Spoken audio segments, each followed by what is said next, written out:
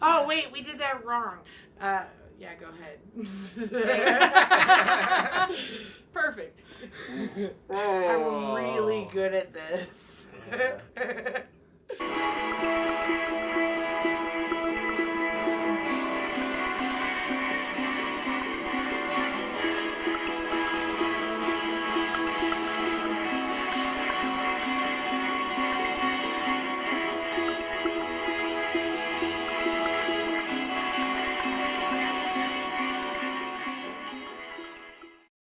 Hey everybody, welcome to the Rocky Mountain Book Club. My name is Andrew Ingram. I'm a writer, comedian, photographer, guy about town. With the bright, shining light on her face at the moment, this is my lovely partner, Bex. Bex, what do you do? Well, I mean, you mostly. Hey, perfect. I am a poet, visual and performance artist. I'm in a band, the coolest band that has ever lived, Jazz on My Face. And I like to do the Rocky Mountain Book Club. Hell yeah. Yeah. And I'm this is O'Reilly. Yeah, I'll do my own intro. Thank you very much. I'm kidding. I'm just happy to be here and reading this book, The Kitchens of the Great Midwest. I'm super pumped to talk about this today. I'm not promoting anything. I'm just super pumped to be here with both of you. We're excited to have you. I'm excited to talk about this book. I am too. Let's see. We are talking about Kitchens of the Great Midwest By J. Ryan Stradal. Is that how you say it? Yeah. Stradal or Stradal? Stradal. Yeah. A good writer. I didn't know. I thought it was written by a girl. It's written by a dude. J is a dude's Doesn't matter. initial.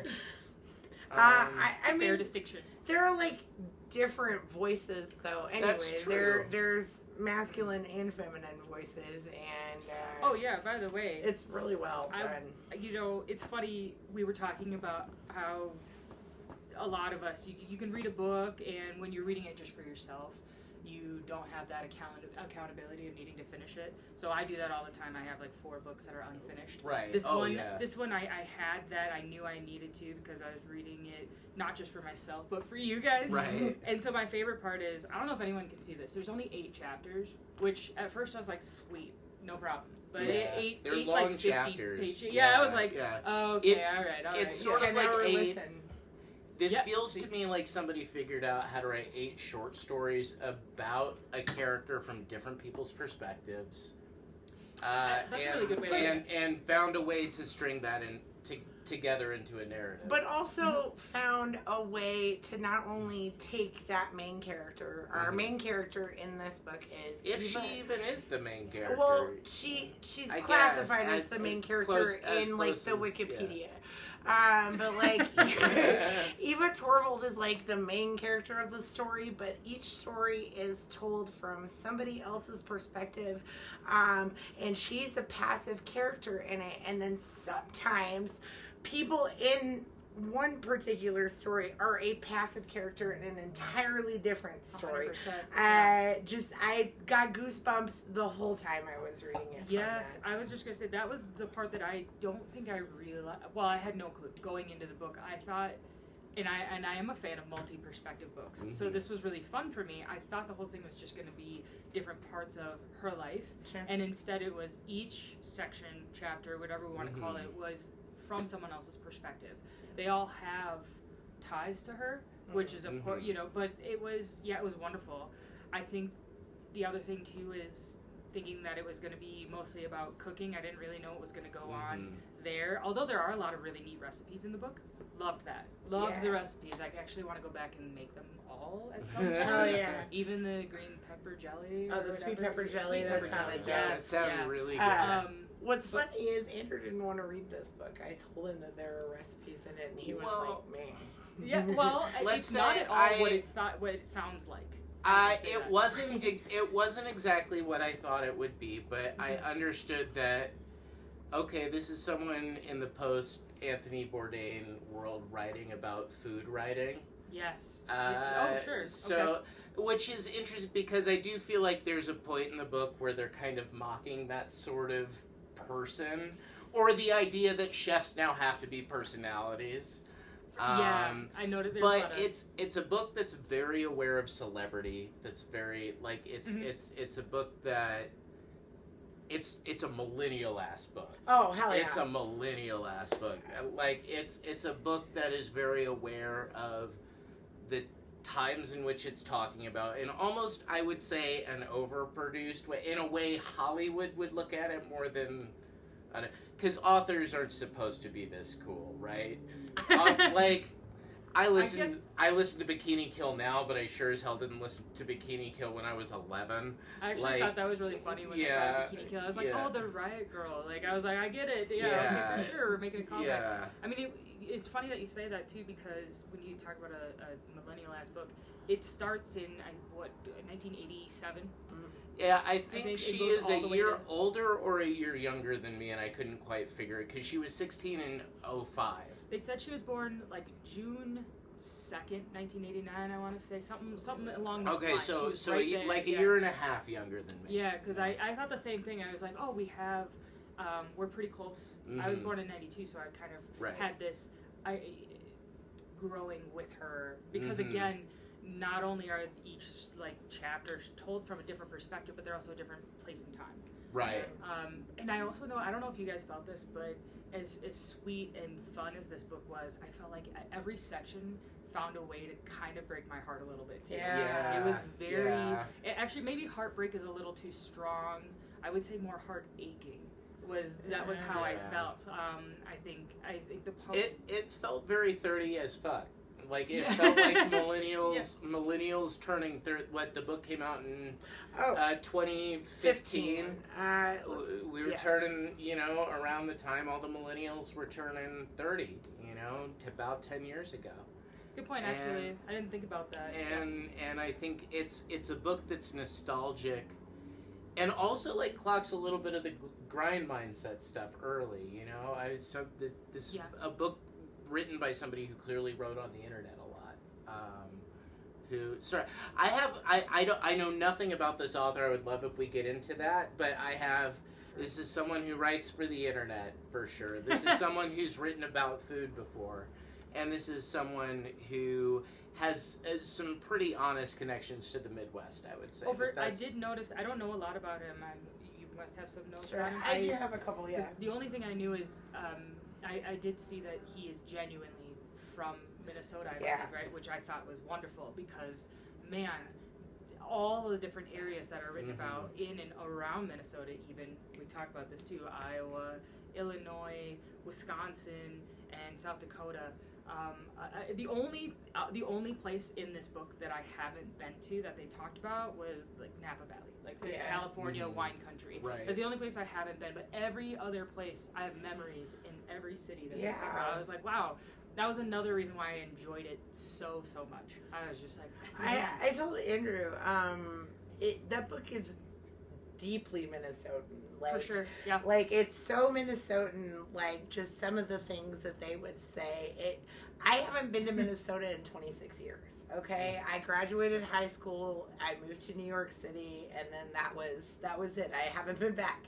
And just hearing, like, I was doing the audiobook, and the accents were on point. Oh, I didn't. It was really good. Yeah, I might have to go back and give a listen. Yeah, it was great because but it also it just reminded me of certain things, and it just reminded me of being there. I loved Minnesota. Out of all the places I've lived, that's been the best one.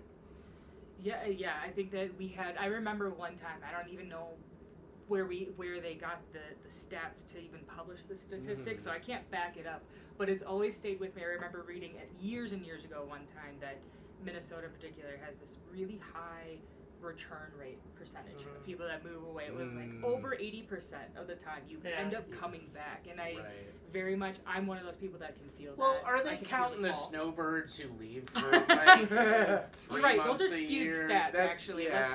Someone get us new stats. Oh, everyone's always coming back. Yeah, nobody under 50. To their summer home. Right. To the RV park in Texas or whatever. Speaking of summer homes, and we'll get into it later, but I did love that this author used the term Lake Minnetonka. I nearly fucking lost my mind there. I said fuck, I broke the wall. You're about to say fuck. We're 10 minutes in. Who gives I haven't a fuck? even clapped yet. I have tried. I am a clapper. I have the clap. Yeah. There you go. You just did it on purpose now. That's so rude. I covered the bird up. I don't know what else you want. Oh yeah, there's a bird in the room. Hopefully it won't tweet too much. No, he's. But if you hear chilling right tweeting, that would be why. Yeah, it's not your phone. It's not the guy in the corner with a soundboard. Right. Maybe in the future. We're not trying to drive you insane. There is a. I mean, speak for yourself. Okay, fair enough. Okay, so wait a second. You mentioned Minnetonka. I did think that was really cool. I know when you were last in Minnesota, you lived on the west side of the city. I was in Chaska, yeah. That's right. So Which that's is right why. next to Minnetonka. Yep. But I thought the joke was pretty funny because there's not actually a Lake Minnetonka. Right. It's Unless there is on the now and I don't shores know of, about right? it. Yeah. Right, like yeah. the whole Prince thing. And so I thought that it was funny because that's a huge Minnesota joke. Let me tell you a little bit about the book and about the author, just so we can make sure that we're not doing a 2-hour podcast. The book's 10-hour listen, so you know. It is the author is J. Ryan Stradal. This is his debut book. It was released in July 2015, and then by August 23 of 2015, it was number 19 on the New York Times bestseller list. Good for him. I think so too. I think it's really good. He's published a bunch of other books that are also Midwest based, and it seems like several of them are culinary based as well. I saw there was like a little excerpt at the very end about a supper club or something. Yeah. I thought that was And I'm wondering if that's a continuation because of Eva's dinner club Yeah. thing. Sure. So anyway,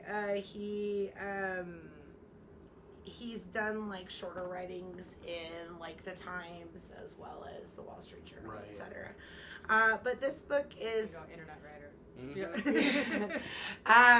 yeah, probably. But he grew up in Minnesota mostly, and the book centers around Eva Torvald, and she is born into a family with a dad who's like an incredible chef, and the best cook at the best restaurant in town. right, but they also like he's like kind of genius level. He's got a good palate. It has a remarkable palate, but also seems to be a very simple Very simple guy. man. He's And got his name one is passion.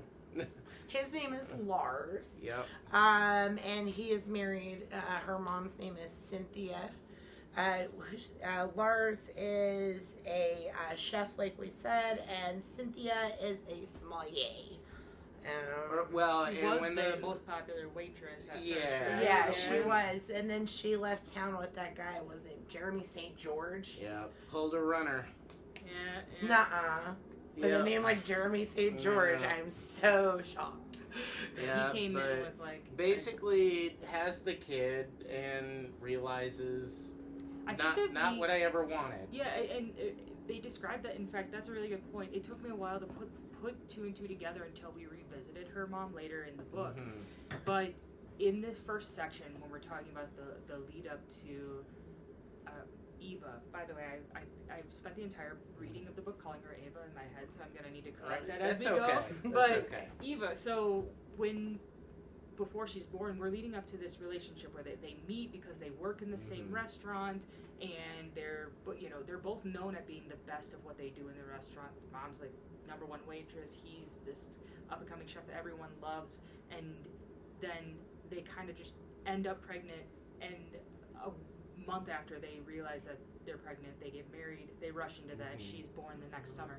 So when I looked back on that, I realized Yeah, it wasn't that she just changed her mind. She literally probably never wanted to follow through with having baby in the first place. Right. And that was something that I kind of had to revisit in my mind later. Well, I mean, I wouldn't let her off the hook. She made bad decisions. I'm not. Or, I mean, she made decisions, and those decisions were her right to make. We get to feel about those decisions any way we get to feel about. Like, we also have the right to feel ways about them. I have a very, like, empathy and sympathy-led mind. Yeah. So that was very, as you explore the characters more and more, I found more reasons to try and understand their justifications for their actions. A lot of them. Oh, yeah. I think plenty of people make the decision she made, and it's, you know, we one battle after another last year. You know, that's a decision a character makes in that movie, and it's a decision that, like, people, you know, struggle with because. But let's be real, like, I also think that when you realize, fuck, I don't want to be a mom. Right. The best decision you can make is to fucking leave. Just fucking leave, because you're gonna screw that kid up. And I know that sounds fucked up, but like... Well, that was her reasoning. And yeah. She was really honest, at least with herself about it, and technically her husband at the time. I think maybe she spent being pregnant in all the first, you know, few months of Eva being born. She was trying to convince herself that she was going to enjoy being a mom. Oh, sure. And then when St. George man comes around, well, and, you know, they go to that California for the first time, she realizes, no, this is what I want. You know? I think a lot of people, and, like, she didn't want a giant world. I think she just wanted a world where she could do whatever she wanted. Yeah, yes, because you know, and that's very frowned upon, especially in the Midwest, especially like, where suffering is Yeah. something good Protestant work ethic. It doesn't matter what you want; it matters what your responsibility. Which you see that, it's not just Protestants; it's Catholics. Sure, they be doing that shit too. Yeah, but and you make the best shining example we have of that was the character that it took me the longest time to enjoy, but that would be Pat Prager. Mm-hmm. She's my favorite. She was my least favorite starting her section. She had the section called Bars in the book.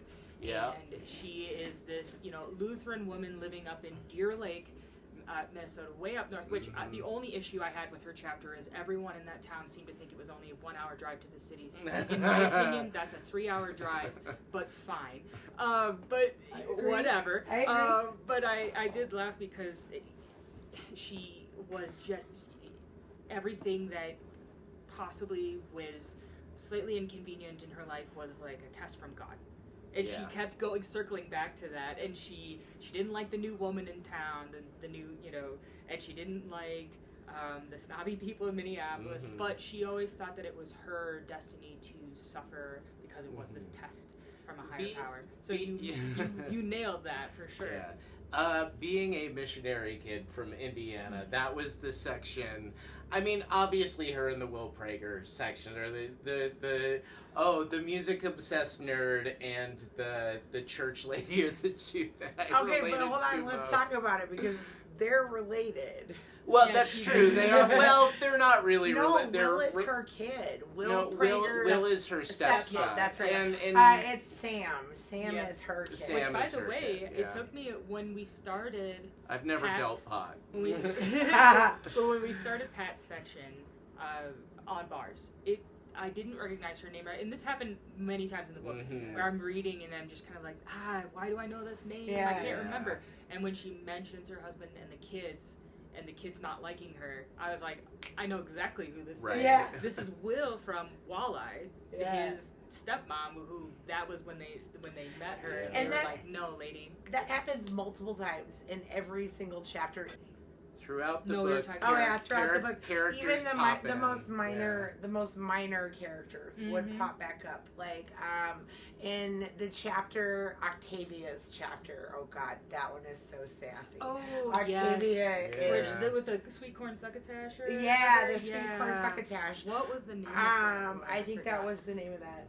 I think that was it. Yeah, old Jay Ryan liked. Oh, we have the book right here. Yeah, by the way. old Jay Ryan likes Gossip Girl. I think is what that.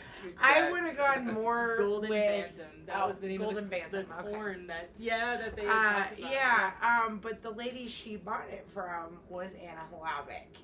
And Anna Hlavik appears in the very first chapter. Thank you. Yeah, at And the also, farmer's so market. does Johnny. What's his name? With the you remember Moonglow Tomatoes at Yep. the very beginning. Like, we'll get there in a second. Something tragic happens in that scene.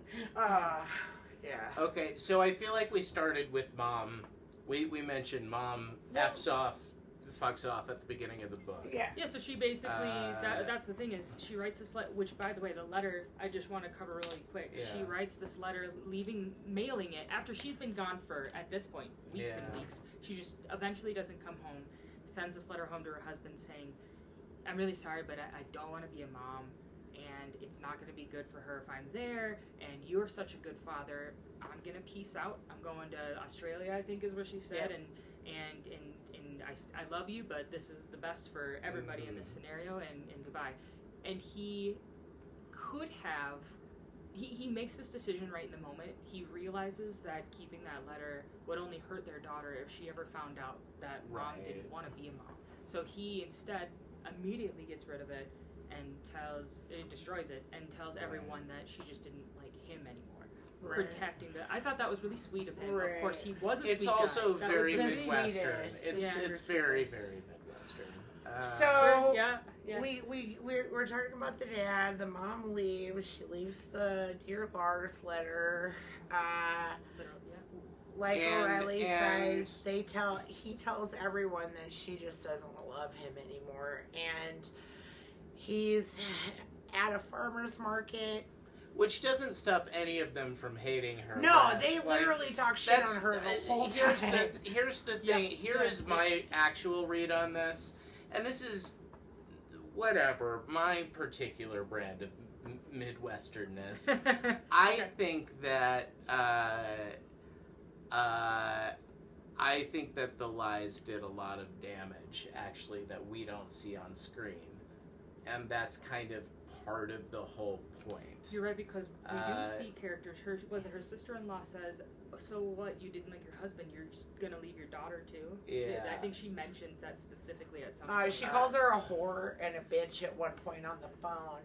And this is right after the farmer's market part of the book, which is fucking devastating.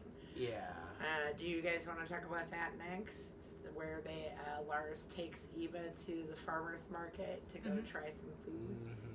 Yeah, absolutely. Yeah, I mean, I actually found the description, and of course, this was like the St. Paul farmer's market, which I think is the Midway Market.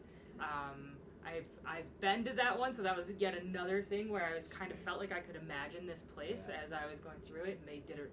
It's described really well.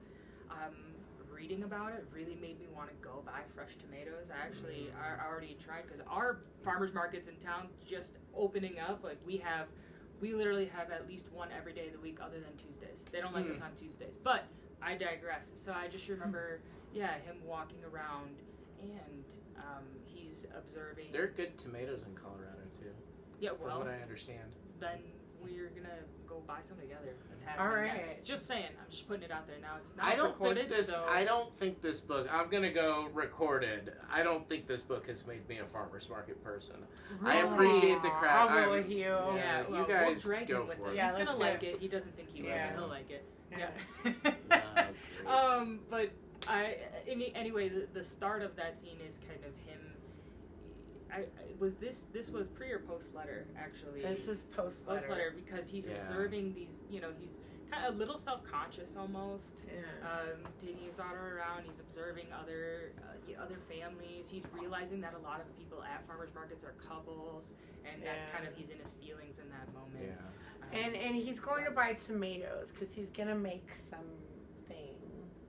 I don't remember what he was going to buy. He can't find the right tomato lady. Well, because the lady I mentioned previously, Anna Hlavik, who shows up in the Golden Bantam. She's a basic ass tomato Yeah, maker. like That's what she grows is. these crap tomatoes, and That's Johnny, what it says. it's not Johnny Rotten, I know that. Johnny No. Woo, I think. Johnny Woo. I remember he It's- mentions he's Laos, I think he mentions, right? Yeah. Because that was the other thing too, is there's a large Hmong population in St. Mhm. Paul specifically, and there's that interaction where is it Lars assumes that he's Hmong, and he's like man, he's like From white Laos. people. Yeah. You know, I laughed a little bit when I read that, because I was like, if you live in St. Paul, you could kind of understand why that would happen. Especially this is the end of the 80s. Yeah. Too. That was right in that pocket of when that migration was happening Yeah. of Well, that population.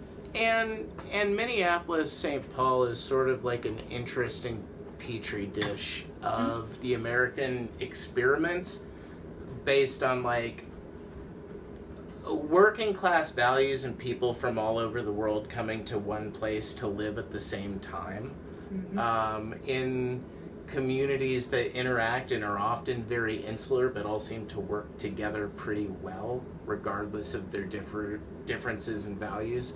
That's at least what the Twin Cities has always looked like from the outside to me, because you do I have... like that that's the perspective from the outside, because you that's the reputation they'd want to have. Yeah. You have such a large Norwegian population, such a large German population too. Scandinavian. Yes. And if you have like Minnesota's your Scandinavian Norwegian, Yeah. technically Wisconsin's your German representation, Right, a little right, bit, but there right. is a lot of German in Minnesota too. Well, and there's a Yeah. lot of German in Michigan as well. I mean, and Indiana is just white trash from everywhere. Hi. Minnesota's just full of a bunch of That's right. Actually, that's true. You know, I feel like the Ohio, Illinois, Indiana Midwestern representation did not exist in this book at all. It was like, nope, those are the garbage states that pretend they're the South. We don't It's want to the talk butthole about belt. them. I will say though, there was a good, because I don't mean that. Eva's older cousin that goes to Brock. Evanston and Chicago for That's true. for That's college. true. Yeah. Does go So to she talks about Evanston, Illinois, and That's Chicago true. a little bit. That's true. But that's kind of, and the only other thing we see is Pat's stepchildren both moved to Chicago. Right. So Yeah. there is, but it's not nearly It's as an much. acknowledge, and they mention Michigan. Yeah, as, like, that's a right. place Yeah. somebody lived for a while. Her but mom, yeah, she becomes a sommelier That's over there. right. That's right. So, of course, there's the exposure. That's the other thing too, is the book really did a good job of, when they say kitchens of the Great Midwest, they mean it. It's Okay. all over. Well, We've got there was sauce more of the coconut. Midwest than the kitchens, to be honest, though. That's true. That's true. Actually, I think I thought this entire book was going to be just Eva's perspective. Mm-hmm. I don't know. I don't think it was. I didn't expect it to span as many years as it Right. did either. And maybe just her talking about becoming a chef in Mhm. in Minnesota, and that was it. Not at all. And so yeah. Right. But you're right. As much as it says cooking and the great kitchens, Mm-hmm. we don't see as many as we thought. I thought we would. Yeah. That we just have all these really sweet stories. I mean, we were just talking about being in Chicago and kitchens, so let's talk about that scene in Chicago. We gotta get there. Let's get there. So I'm sorry, I just want to. Okay, so Okay, Let's so back on the track so the just end a the touch. end of the first chapter is very sad, because her father. Oh, we didn't finish talking about that. Yeah, so her- he's at the market. This is on That's Christmas. That's not what. it's on that's- Christmas Is Day. it on Christmas, Yeah. Christmas Day, I think, or Christmas Eve. Yeah, Got his family visiting from his out of town. his brother and sister-in-law have been helping out. Cousins have been coming in from out of town for Christmas. They're going to shower Eva with presents, and then he's going out to get some stuff to make Christmas dinner. He decides he has to go get lutefisk for his brother. Right, That's as a right. And joke. I was thinking it was Because the tomatoes. No, it's okay. Lutefisk is Yeah. such a funny dish Oh, because because the first I have chapter family is- that It's loves to bring that out Yeah. on Christmas. It's Sure. gross. And so it's gross. it is, yeah. A lot of people describe explain it to as the people who didn't read the book what is lutefisk. The short version is that it's a whitefish soaked in lye, and it's gelatinous. It's served with a white cream. It's not, and we always were told that it was our Scandinavian ancestors Sure. just to eat this as sustenance of harsh It's winters. like and so blah, you blah, don't blah. die. It's so you don't die food. And now we take so much pride in eating what people eat it because they treasure the tradition, but I still don't know many people at all that like it. So you eat it without liking it, and you still do it, and it's this weird thing. It's now basically like a challenge. It's you know, Well, people it's more will eat this- suffering. Yeah, so we do that, you know, every year. It's at, you know, YouTube content. yeah. So you'll see people will always prepare this lutefisk. You probably only really need to prepare a small dish, and everyone will try it. It's not something you serve for dinner. Same with the pickled herring. It's always there, but you know, They're both gross. It's almost a food challenge more than anything else. But yeah, so he grew up way up north with his brother. So we're talking about Lars they had to and make Jarl, it. right? Jarl, So yeah. And Jarl's visiting. one of these brothers wound up becoming a chef.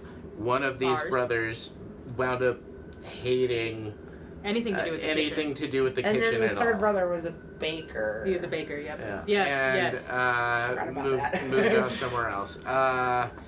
But Jarl is visiting for Christmas with his wife, and and Lars decides that it would be he's got really to make the funny lutefisk. to prank him with it. So, because they had to make it as kids and they both hate it. But he's got to make it for the prank. So he runs out to get it, and as he's running back... The lutefisk business. It was a family business. Okay. So Sorry. as he's running out to get it, he's all wound up. He runs back and completely seizes out, heart attack, Yeah. massive coronary, dies. Yeah, it was sad. I not to cut you off. I'm sorry. No, I you're was just okay. thinking about that moment where he's talking about since his wife left him, he should consider getting in shape. So he's doing this thing where he's intentionally taking the stairs up to his apartment. That's how And he then dies. he That's right. realizes that he gets up most of the way up the stairs, and then he realizes, dang it, I left the lutefisk in the car. And he says to himself, you know what? I guess I'll just keep working out. Can't be that bad for me. Goes down, grabs the lutefisk, and he makes it maybe halfway up, and it describes basically he has this out of body. He floats out of his body, sees his body float going down the stairs, and he's gone. And that is. I mean, I think Eva was maybe 6 months at the time. She was not very even young. she She was 6 months because she was born in June. This was Christmas. So and so very sad because they up until then he did nothing but describe how much he loved being a dad. That was the whole thing. He More loved than food cooking, and he loved being a dad. And he was so excited was to feed her all of the different Oh things. yeah, when they talked to the pediatrician, was just and so he was like, "I'm sweet. gonna start serving her braised pork shoulder when she's 12 weeks," and the pediatrician's like, "Stop, Yeah, she'll stop, die. it. Don't do any formula. of that. Yeah. Give her formula. Yeah. But it's really sweet how much he loves her and how much he wants to share his passion of cooking with her, which is great because by the time he dies, she has an already very extensive palate. That is the conceit, at least. I don't think that that's scientific, but for the conceit of the book, it's kind of fun. She does sort of become this Mary Sue character as the book progresses because she becomes almost more and more unknowable as it goes on. But the second chapter is from her perspective. It's the only chapter in... Chocolate habanero, right? Yeah. All right, let's talk about chapter 2. In chapter 2, Eva... I don't like that you can that I can see my face. Gang. All right. So perfect. So yeah, chapter 2. We have a couple of things that happen. So this one's called Chocolate Habanero. Yeah. I will say, by seeing the title, I really thought that we were going to get a recipe for a chocolate bar with habanero in it.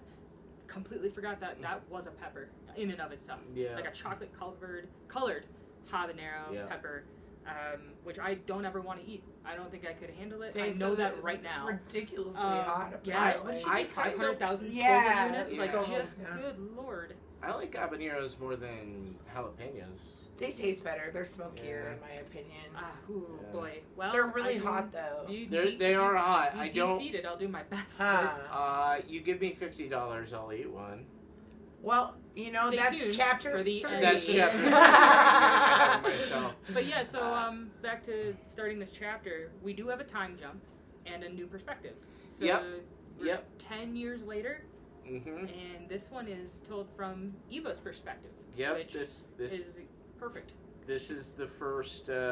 She's kind of our centerpiece. So Yeah. it's nice to actually hear from her. now. She's every chapter touches on her to some extent. This is the only chapter told from her perspective. She is 10 years old. She is going to turn 11 the next day. And she lives in Des Moines now. She lives in Yes. Des Moines with her aunt and uncle who have told her that they're her mom and dad. The whole family has told her that they are her mom and dad, her Right. cousins and everything. It's the big lie in the family.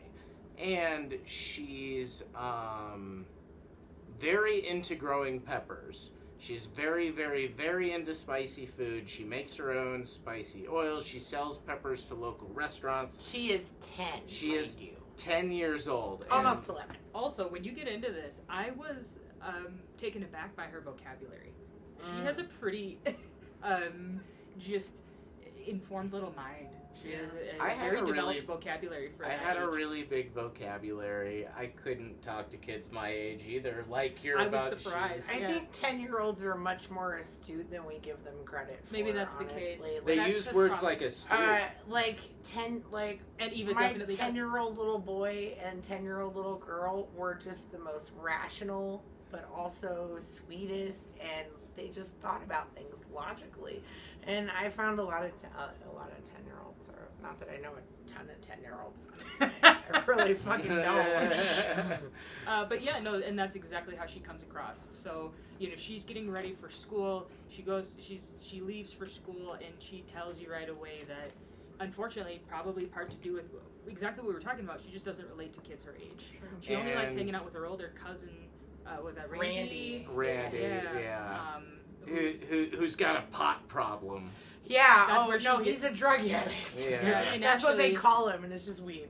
Which is funny, 'cause that's a which callback. is ironic as where the future of her aunt and uncle who are Yeah. judging Randy, Yeah. where things wind up for them. Now, she gets on the bus and immediately starts getting bullied by a couple of older boys who see this tall, gangly girl, and they're like, she's an easy target. And she's already having problems at school. They've called her Sasquatch and a bunch of other mean shit because she is so tall and so. They mentioned she's like tall different. and kind of big boned. I think. Yeah, It's she's just like large yeah. kid, Well- which is typical for a Minnesotan, I guess. And also doesn't come from money, so there's like other Right. problems. Yeah, so Yeah, she's they're getting harassed poor. on the bus immediately off the job. Her uncle is like or her dad, the man who's taken that responsibility. Jarl. Jarl, he's like a really nice guy, pretty, not very put together, can't seem to hold a job down very well, not very ambitious. They Real- allude to a drinking problem a little bit. Then. Yeah, A well, lot. and I would not by that point. I Yeah. think by chapter 2, I don't think they allude to It's as a much little of his later. alcoholism, but he Basically, we'll get there. But he's also a Minnesotan man. He's expected to drink a certain amount of beer. Which is why that he has that exactly. He has that blue collar kind of feel. He comes home from work. First thing he does is grab a beer out of the fridge. It's So not even a that's- question. I mean, and that's how I think a lot of the men in the older male perspectives in these stories are. It's like this is how you. It's not seen as a problem at that Right. Yeah. Not seen as a problem. It's just like this is what you do. Yep. Like I'm not working. Of course I'm drinking. Right. Which was part of how I lived for a good chunk of my life. Yeah, for sure. Um, I would see, especially beer is seen as more of the non-offensive, if you could say so, of the drinking choices. Yeah. It's kind of that. It's that everyday beverage. It's seen a lot similarly to someone grabbing a pop or a Coke at the end of the day. Which is wild because Jarl is making a huge deal about Randy being a pothead and getting pulled over, and he could have killed somebody. He's got a drug problem, and yet alcohol kills more people every single day. well, it than kills more pot people ever in this will. story. Right, you know? exactly, Like- and that's the thing. Like you said, it's kind of funny. Like where they end up, Mm-hmm. and then being so hot about Randy being a pothead. Mm-hmm. Yep. But yeah, so that's kind of like who she's surrounded by at the moment. So going back into Yep. on the way to school, she's getting picked on by these boys. They- She doesn't really know how to deal with it because the school They- isn't very supportive. They do the thing that schools do, which is they call your parents, and then once the parents are gone, things get worse. That's a very, this is the year 2000 when this is happening. Being around that age in 2000, going to, a school in, I moved at about this time to a new school just like she did. I had kids that for the first semester I was there just beat the crap out of me. Next semester everything was fine because you're not new anymore, Right. and we're 10. Now you're a familiar face. Maybe We've but- evolved. And that maybe Yeah. could have happened for Eva if it wasn't for the intervention of Randy. Which Said pothead. So what happens here is Randy has a habit of picking Eva up after school, and when he shows up, anytime he shows up, the bullies scatter because Randy is like blasting Pink adult. Floyd, I think, when Yeah. he picks her up, and he's and he's they said 18. yeah, and he's got he's got the long black hair, and he's got the He's cars, listening the to jeans, Nine Inch the- Nails. Yeah. It's I think they even allude that he Yeah. looks like somebody Yeah, from Nine Inch. yeah. So I was just kind of like, he's got that. So when he picks her up, immediately he and the very nice thing is he sees himself as her protector. So he kind of immediately picks up that she's been being picked on. They talk about it. She feels like she can open up to him. They go visit a restaurant together. Lulu's, Right. because she sells her chili peppers there. Mhm. Because these at 10, this little girl is growing peppers and making money from her pepper farm. And they go there to sell the peppers, and then... And maybe Randy might have a crush on the chef there. Oh, yeah, Might be a totally. little bit yeah, of a maybe a thing. little bit. So they go there, and of course, Randy's still thinking about a way to give Eva a solution. So when they get to the restaurant after she's done talking to the chef, I forgot her name. I'll be honest. I either. promise you it's okay. But I digress. Randy asks if they could have some of those cinnamon churro bites. I think he specifically asked for it, and it took me a minute to realize why he asked for he asked for 35 or 36 of them, and I was like, that's an odd number. And that girl gives her the chili oil that they made out of her peppers. They put it in some Chipotle dish. She talks about how she prepares it. Yeah, heating Yeah. the oil, storing It it winds in the up fridge. injecting it into the churro bites. Right, and To bring she's to only school for her supposed to birthday. do, what was it, like A fourth for a churro bite. She does a full she does a full tablespoon. teaspoon instead. And the deal is she's going to give this to the class so that the bullies who Suffer. tried to kiss her on the bus, who forced her into kissing them on the bus for a bet because she's so gross. She's not. And she wants to make sure they suffer for what they're doing And to her, she's yeah. like, well, yeah, she decides she's going to make the whole class suffer. Instead, they throw the box out the window. Yeah, that was a But- sad moment to me. But they tell her, you still have to kiss me again, or I'm gonna make your life miserable. You better meet us behind there. Yeah, Or or we're gonna basically off beat the crap bus, or out we're of gonna you. be Because he So- threw her box. Did you already say he threw her Yes. box? Sure, I didn't. I'm sorry. Yes, I, the I zoned churros- out No, for a no, it's okay, second. 'cause The yeah, that churros was- are out the So window. now she has no birthday treat to hand out at Yeah. school, which she Uh, already didn't think was very necessary. Yeah, she was anyway, gonna but she was gonna burn the school to basically burn her whole class to the ground to I get wish these that we had seen that moment, but that's fine Yeah, because that would have been great. Yeah. to get these jerks. Yep. And instead, what happens is she gets the oil. The remainder that she has. She She just puts sat- it in her yeah. mouth. And holds it there. Yeah, and don't because forget- she's a badass. Yeah. Well, not just a Uh, badass, but she has been taste testing all of her own peppers. She talks about she's pretty much burned off. Yeah. And Well, he yeah, and he she remaining- rubs the pepper oil, the On her chili lips, oil on yeah. her lips at the restaurant, and they're all freaking out. They're like, "Get her some milk." She's like, "I'm Yeah. fine, you Yeah. guys, Right, calm down." yeah. Everybody's freaking. And she's So, like, I'm fine. Mom's- So, Go ahead. dude tries to kiss her, and she was planning on letting him kiss her and then getting hot sauce in his mouth. And she's just gonna But shove it all she in just his mouth. kind of accidentally spits it all over his face. He scared her. Yeah. He scared her. He ran Yeah. up behind her and grabbed her and spun her around, and it startled her. She, like, spit take, bit the oil all over his face. And then Derek, this other boy, runs up and tries to hold her, and she goes like this, and then is like, ugh. Okay, we can't just say goes like this. Then people will be She listening. gets the chili oil from her lips, and rubs it all. Oh, and for people listening, I am doing hand motions.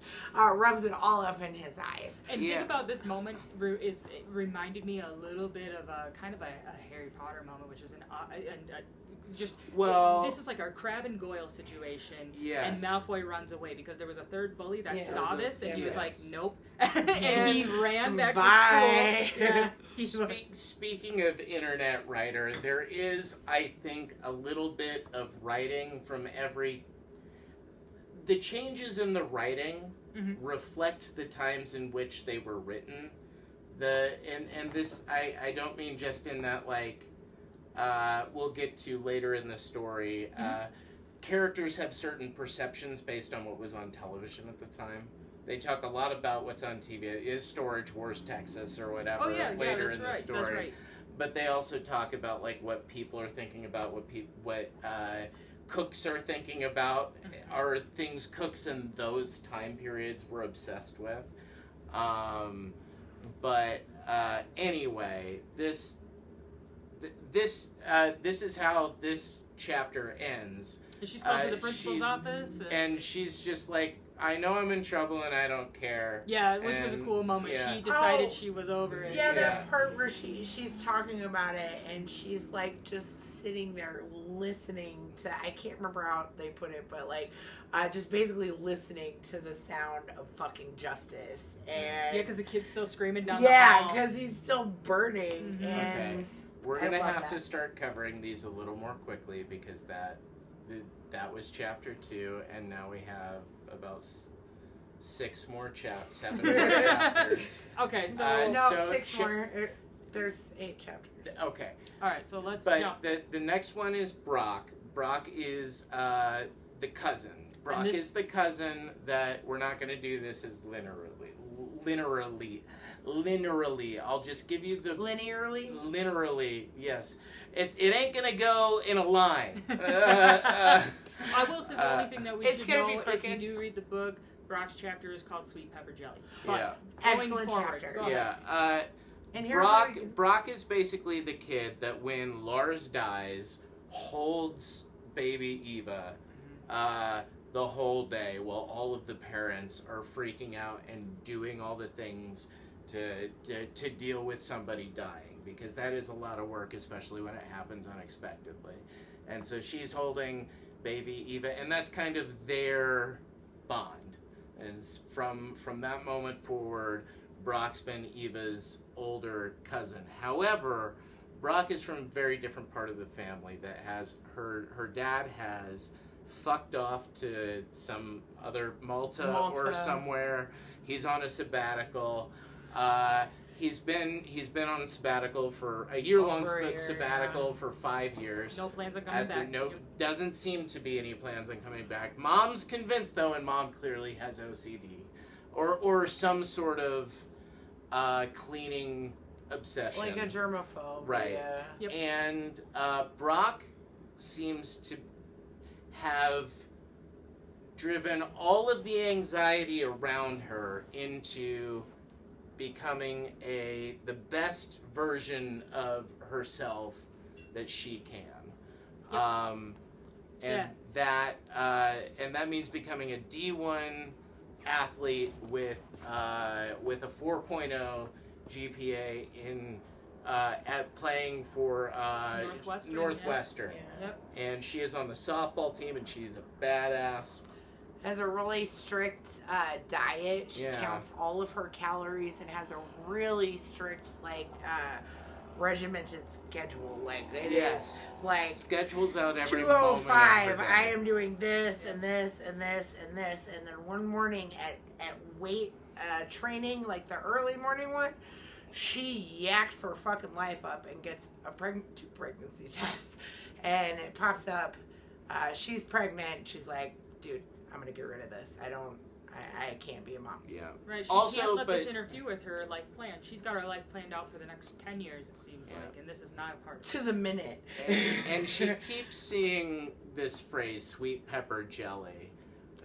Like phone text messages, signs. They're not really Yeah. there. It's like a hallucination that she's suffering from, and she's not. But maybe really... it's there because maybe it was an ingredient in that thing. Yeah. She's Smoothie, craving the smoothie. The painted rock. Yeah. Yeah. So she kind of has this moment where she. It's the only really surrealist chapter of the book. Right. I will say, for me, if I was seeing that phrase over and over again, I would definitely take more time to reflect. This character, Brock, she kind of pushes it away, forces it down, tries to bring herself back to reality over and over and over again in order to ignore Brock it. seems to be something of a shark. Like, she is, move, yeah, she's- move forward. Yep. Yeah. So like, she's her only plan now is that she needs to focus on getting some money together so that she can follow through with having an abortion. Right, That she- is really all she needs And then- to focus on. Ring, ring, ring.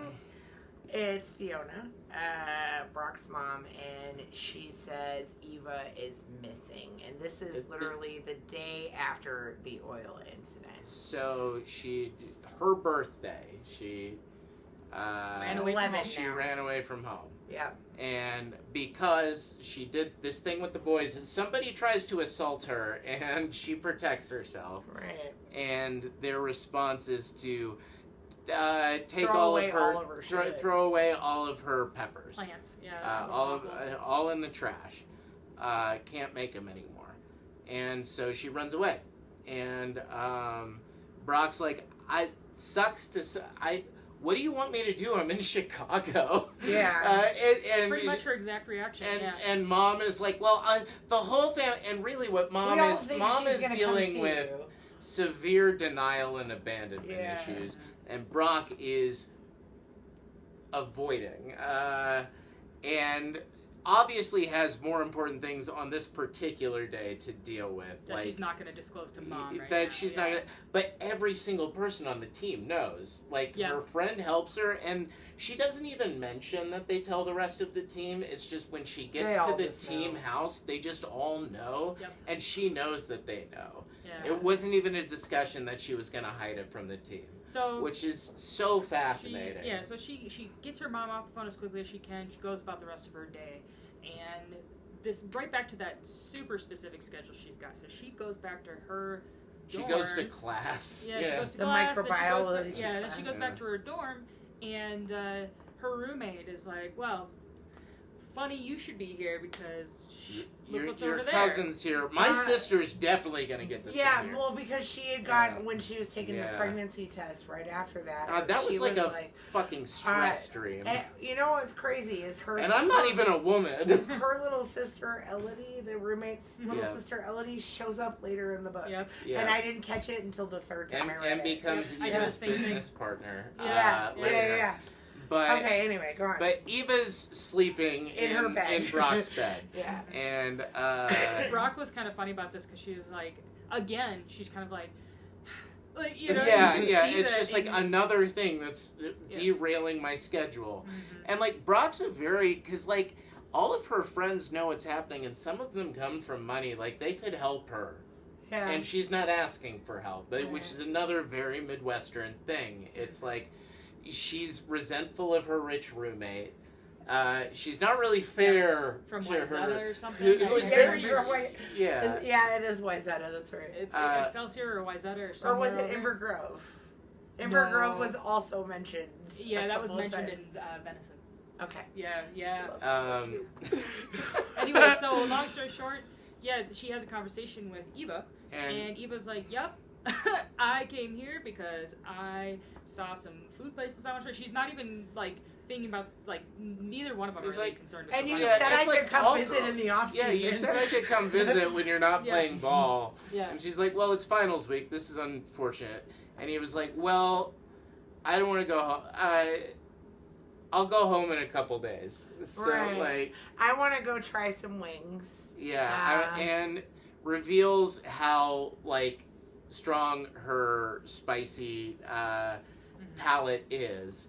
And they concoct a scheme as only cousin. This is only like, this is only believable because it's cousins and you did shit like this with your cousins because you're stupid. I wonder if my cousins are busy. I'll bet I could get them to do dumb shit. Yeah, like, I don't know. This is very, like, cousin coded. Yeah, I feel that. Behavior. Yeah. It's like Cousins letting can whip each your other into things like this, for sure. being For the sure. responsible older cousin, letting your younger cousin get away with shit because, like, well, this could work out in my favor. And they work out a 60-40 split, and they go take the town of Chicago for all the spicy Food challenges kind of a thing. Yeah, they do food challenges. They wager. They're swindling people. They're swindling Hustle, people. They're straight hustling. Oh, sorry, yeah, hustle's probably the Swindle And- works straight too. Yeah, It's a hustle's the straight better hustle. I was just application agreeing. here. But yes, so they make some cash. They make do. some cash, and it What ends. was it? Like $697. Yeah, That's a good chunk of change. it ends at this barbecue place that sells merch, and it's really It's called tacky. Hell Night. It's Yeah. called The Truth. Hell Night at Yeah. The Truth. And- Yes, this is the restaurant. And they have a ghost pepper chili, and this girl is eating ghost pepper chili for money, and the Brock finally comes to terms, sort of, with the fact that I think I want to keep this kid. Mm-hmm. And it's calling out eat some She sees some sweet pepper Sweet jelly pepper in jelly. the gift shop, and the girl is like, you should do the green sweet pepper jelly, which in Texas is called chow chow. It's yeah. really fucking good. But not Yeah, Okay, it's really cool. good. Yeah. But Eats it. And, with, like, in the bathroom, In the bathroom no stall, spoon, yeah. like shoveling it Yeah. in. Which was honestly like, a really funny moment because there's other women in the bathroom that were absolutely watching her do it. Yeah. What in the world? Yeah, they talk about an early And she pregnancy barfed it craving, up, apparently. too. yeah, well, and that's I the did thing. that with pickles and chicken one day. Barfs it up, then walks out, And eats where her she ass. immediately sees Eva start barfing up ghost pepper chili, and then barfs again. Yeah. Clears, And then- clears the gift shop out. Yeah. Where they are then And then, able like, to- raises her hand in Yeah. victory, and that's the end of that chapter. Yeah. And And then then late. there's a guy who won the first T-shirt of the night for Yeah. that contest, and he gives Eve the T-shirt. I know it's dumb. It's just a sweet moment. It is. Yeah. Yeah. And that's how that one wraps, and we Yeah. really don't get Yeah. to see from Brock again for a while because Right. going into go ahead. Well, yeah, they move again, and it Back cuts, to Minnesota, yeah. They cut forward several years. This one's called Walleye. is the Walleye. next This one's section. called Walleye. Which is takes Will place in- Prager's and chapter. This is a very And this is about liking a girl. This is about Andrew as a teenager. No, And a if I I was didn't mean that. so much cooler then. I will say But- though, I did like that this one takes place. So we've now been to St. Paul, Des Moines, Iowa, Evanston, Illinois, as well as Chicago. Now this is in River Falls, Wisconsin. River Yes, Falls is a that's right. wonderful place. It's further east into Wisconsin than Hudson is, but it's still driving distance to the cities, which is referenced. Yeah. You know, and I Yeah. feel like that's something that a point that should be made because that's very much. You know, she transfers to this high school as I think they mentioned they're juniors. Yeah, they're juniors. Yeah. And Will, the one that's telling the story, I mean, he sees her and he is immediately Enamored. in love with this Into- girl. well, Yeah, and enamored. It's it's what teenage boy version of love is. but the way he talks about a guy needs a thing, like a guy has to have a thing. And he my thing decide- is the band. My thing is music because at one point somebody who was in a band who looked cool said, "Hey, you should come to my show." And that's all it took. He decided, well, that's my thing. What was that band And called? it's like, that totally the makes Cowboys, sense to me. something sad Cowboys. No, Yeah, the the band Lonesome that got him Cowboys. into I it. don't remember. I don't kept care. going on about how Yeah. crazy funny it was, but the Yeah. Lonesome Cowboys play sad cowboy music. Yeah, they play Covers Wil- of pop songs. Yes, Yeah, they're yeah. they're a Wilco ripoff band essentially. But so yeah, And he immediately his Reading first Jeff Tweedy's book on songwriting, by the way, it's And pretty they good. they do mention actually Wilco, him listening Yeah. to a whole ass Wilco album in this chapter. But he's Uh, pretty slick with it. I mean, he's brave enough to convince himself to talk to her immediately. Yeah. He makes sure to mention his band within 10 seconds Yeah. to make sure he impresses this He girl. just says something in and he- French, which is smooth. Yeah, because they're in French class. Yeah. together, And then he finds a way. He asks her Abiento. out. He asks Yeah. her if she wants to go on a culinary adventure. Well, Yeah. she mentioned she likes cooking, and so he's like... Because she's making her French onion soup. With her And, dad, she said, which is... What she bought blue cheese He for. does the classic... Yeah. And this is a classic TGIF moment. It's like... This is something that just happens in so many episodes of television is... Yeah. You go on the date, you don't have enough money, and except, of course, he has just enough money. By the way, Let's- I did want to highlight that date that he takes her on. He says he wants to take her on a culinary adventure. He knows that they're within driving distance of Minneapolis, which in his mind, he's been told is like a hot spot for food. Yeah. Until he realizes that I don't remember if it's he can't take the car that far or he doesn't have enough time. She has to be home by 9. She has to be home by 9. He decides to take her to Prescott, Wisconsin instead, to the nicest restaurant he can find called the Steamboat Inn, which is... I have to mention the Steamboat Inn because it becomes relevant later for him. But, right on the St. Croix River, and it's this, they mention they're the youngest two people eating in this restaurant. It's really cute because they're like these teenagers trying to go on an adult date. Yeah. And in typical, not just teenage boy, but also teenage girl fashion, he has this moment where he's doing fairly well until Eva ends up having this, I don't go into too many details, but interaction with the chef there, and he's immediately jealous. Oh, another man's giving attention to his girl. Right. Which is such And a teenage the boy reason reaction. and the reason the chef came out to begin with was because Rosemary. Eva had commented on the rosemary and the walleye, and Will said something snotty about it, and he was like, I just want to know who has such a good palate that they could pick that out. That's important because Eva has just... And Lars trained that into her. Anyway. I don't know that Lars... I think that's... The implication is that's the genetics and the... Sure, but I think that the more you... It's exposure therapy kind of thing. The more you introduce certain flavors or colors into a palette, it's going to change the way you think about things. For sure. Before we go forward, I gotta say... I agree with Eva a bit on the rosemary thing. Rosemary's a pretty harsh flavor. I don't like to even... I like to cook, and I don't even like to cook with it that much because it can overpower. So when she said it's overpower a little bit too much, the chef's like, all right, well, because he pairs it with the wine. Yeah. So he said, as someone who doesn't drink wine, what would you do? And that's how she ends up getting this the first time.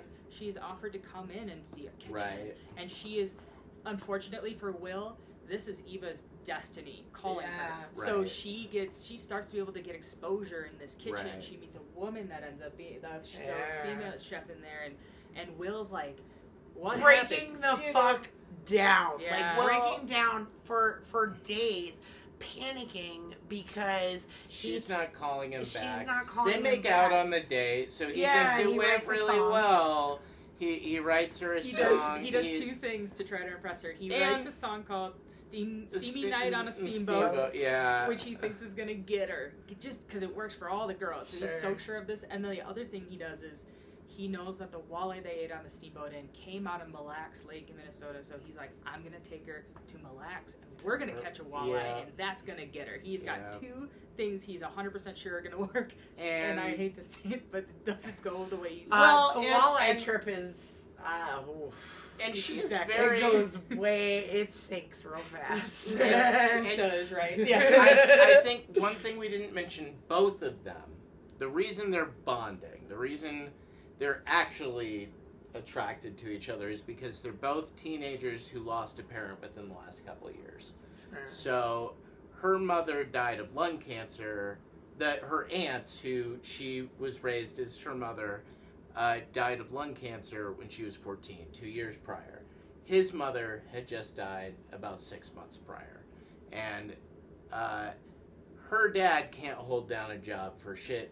He is drinking all of the time. His drinking is now officially a big problem. Again, not something they ever say explicitly in the book. It's just... I mean, you don't really have to. You don't have describe to. the behavior. You just reminded me, one other thing that we should mention. When Eva and her presumably dad moved from Des Moines up to River Falls, in the move was when she found her birth certificate. So she does now know. And she tells Will that, I think when they're in the car at Steamboat, she tells him that they're not her real parents and that she found her birth certificate and Hasn't talked to her dad about it, but makes it clear this is still my dad. Right. Yeah, she doesn't want to break his heart by letting him know that she knows. And, like, anyway, his dad's, who basically killed his mom, like, on accident by being a bad motorcycle driver, just kind of, like, gets back up on that horse right away. Yeah, With like a 6 woman months. named Pat Prager. Or Pat. Pat, what was her last name? It doesn't matter. Her name is just Pat. Actually, that's true. Her name is just Pat. He, the one thing he did do is right after his wife dies in that motorcycle accident, he starts going to the Lutheran church. And that's where he meets Pat. And he decides it's been 6 months, I'm going to start dating again. Right. And the kids are not having it. And he's got to, like, Will's got to drive it to get the car to take her to the steamboat date.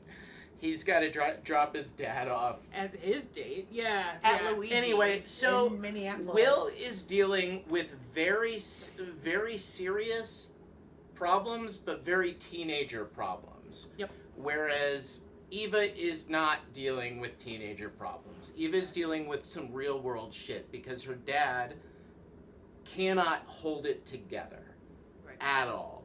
He loses his job. She's doing this kitchen thing, which, yes, this is a passion. Sure, this is the thing. Like, everybody talks about this. I think what's going on in the background of this story, which they don't talk about, is, like, she is taking care.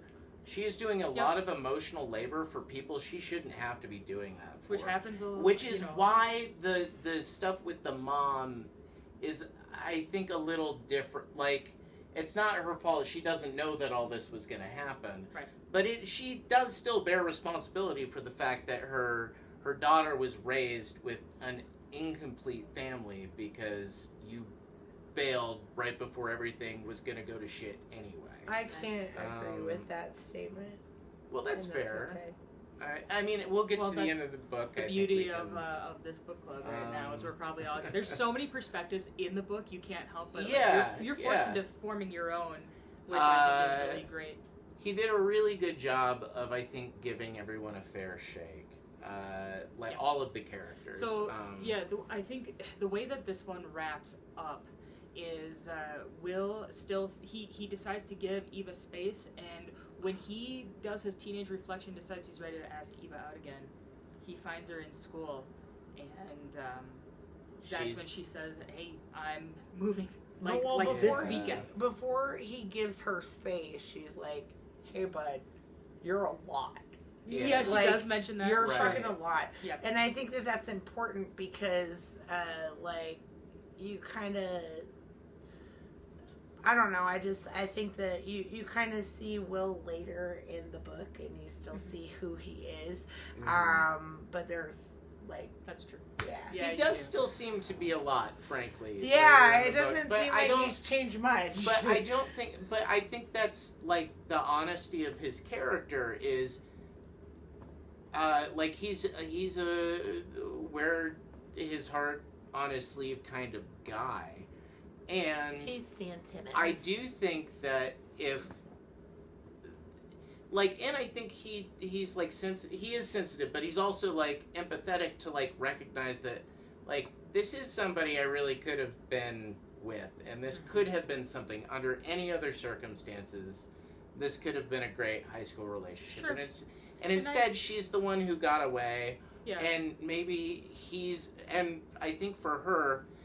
He was her last chance to have any kind of childhood at all. I also think she was drawn to him because he probably reminded her a little bit of her cousin Randy. Yeah. A little bit. A little, I can see that. A little bit of Randy and a little bit... Not in an inappropriate way. But he might understand the loss I've had, so he might understand that I have to grow the fuck up, and maybe... And he couldn't. Not necessarily just because he didn't have to be an entire support system for a family.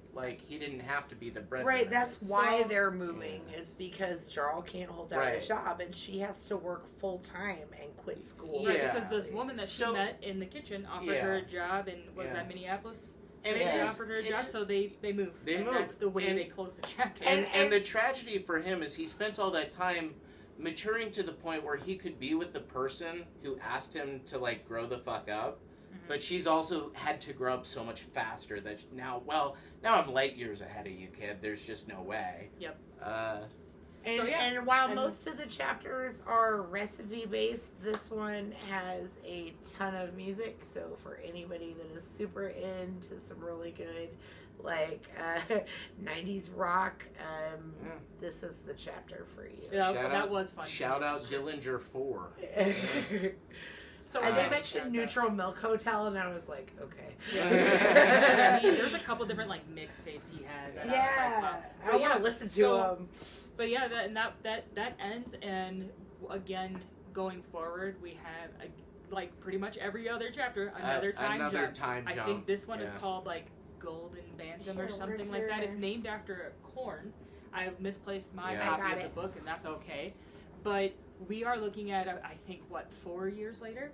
Yeah, we're looking at age 20. So yeah, 4 years later. Golden Bantam. And it's from. It's from the perspective of someone who decided that Eva ruined their life. Octavia. And that's how they open it, too. Like, all of this is Eva Torvald's fault. And this character's name is Octavia. And I hate to say it, but I will just have to say it. Not a big fan of Octavia. No. I'm not going to lie. Even less so than Pat, who we'll talk about later. But Octavia, I couldn't find a way to redeem her in my mind. She got hers. She couldn't own her issues. Couldn't own them. Sort of wanted to. But she kind of had to at the very end. They don't tell you what happened to her, but Andrew and I were like, yeah.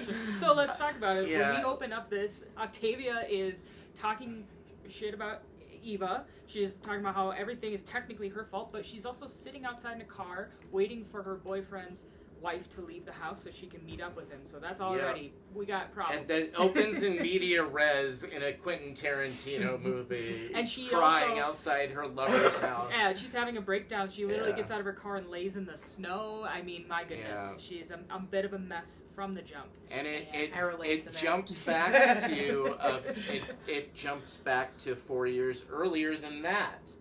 That is 2009. And it jumps back to 2000 and I'm sorry, 2013 and 2009. 2013 and 2009. Yes. So it jumps back to 2009 where she's at a dinner. Octavia's at a dinner party where she meets Eva, and she's thinking, well, she's got some natural charms, but she needs some work. Yeah, that's her professional opinion as a rich girl. I get the impression. Sorry, I'm going to go on a rant real quick, and I'll shut up. No, I love it. Go for it. I get the impression that Octavia is very new money. Her dad owns a car dealership or something, and she's pretty. She got to do cotillion, and she's pretty sure that she has everything about culture figured out. She is the most refined person she knows. Her name's Octavia. Her name is Octavia. She might be the one that's from Rosetta, by the way. And anyway, she... No, that's Dinah. Let's get... Yeah, we can say it. You Dinah cake eaters. So she is judgy. She is one of the founding members of a dinner party club that is run out of this fancy day trader's house who made I told you I remembered all the names. His name is Robbie. His name Ronnie, yeah. Robbie. And he was a bad person because he sold subprime mortgage futures. He made money off of the housing crash.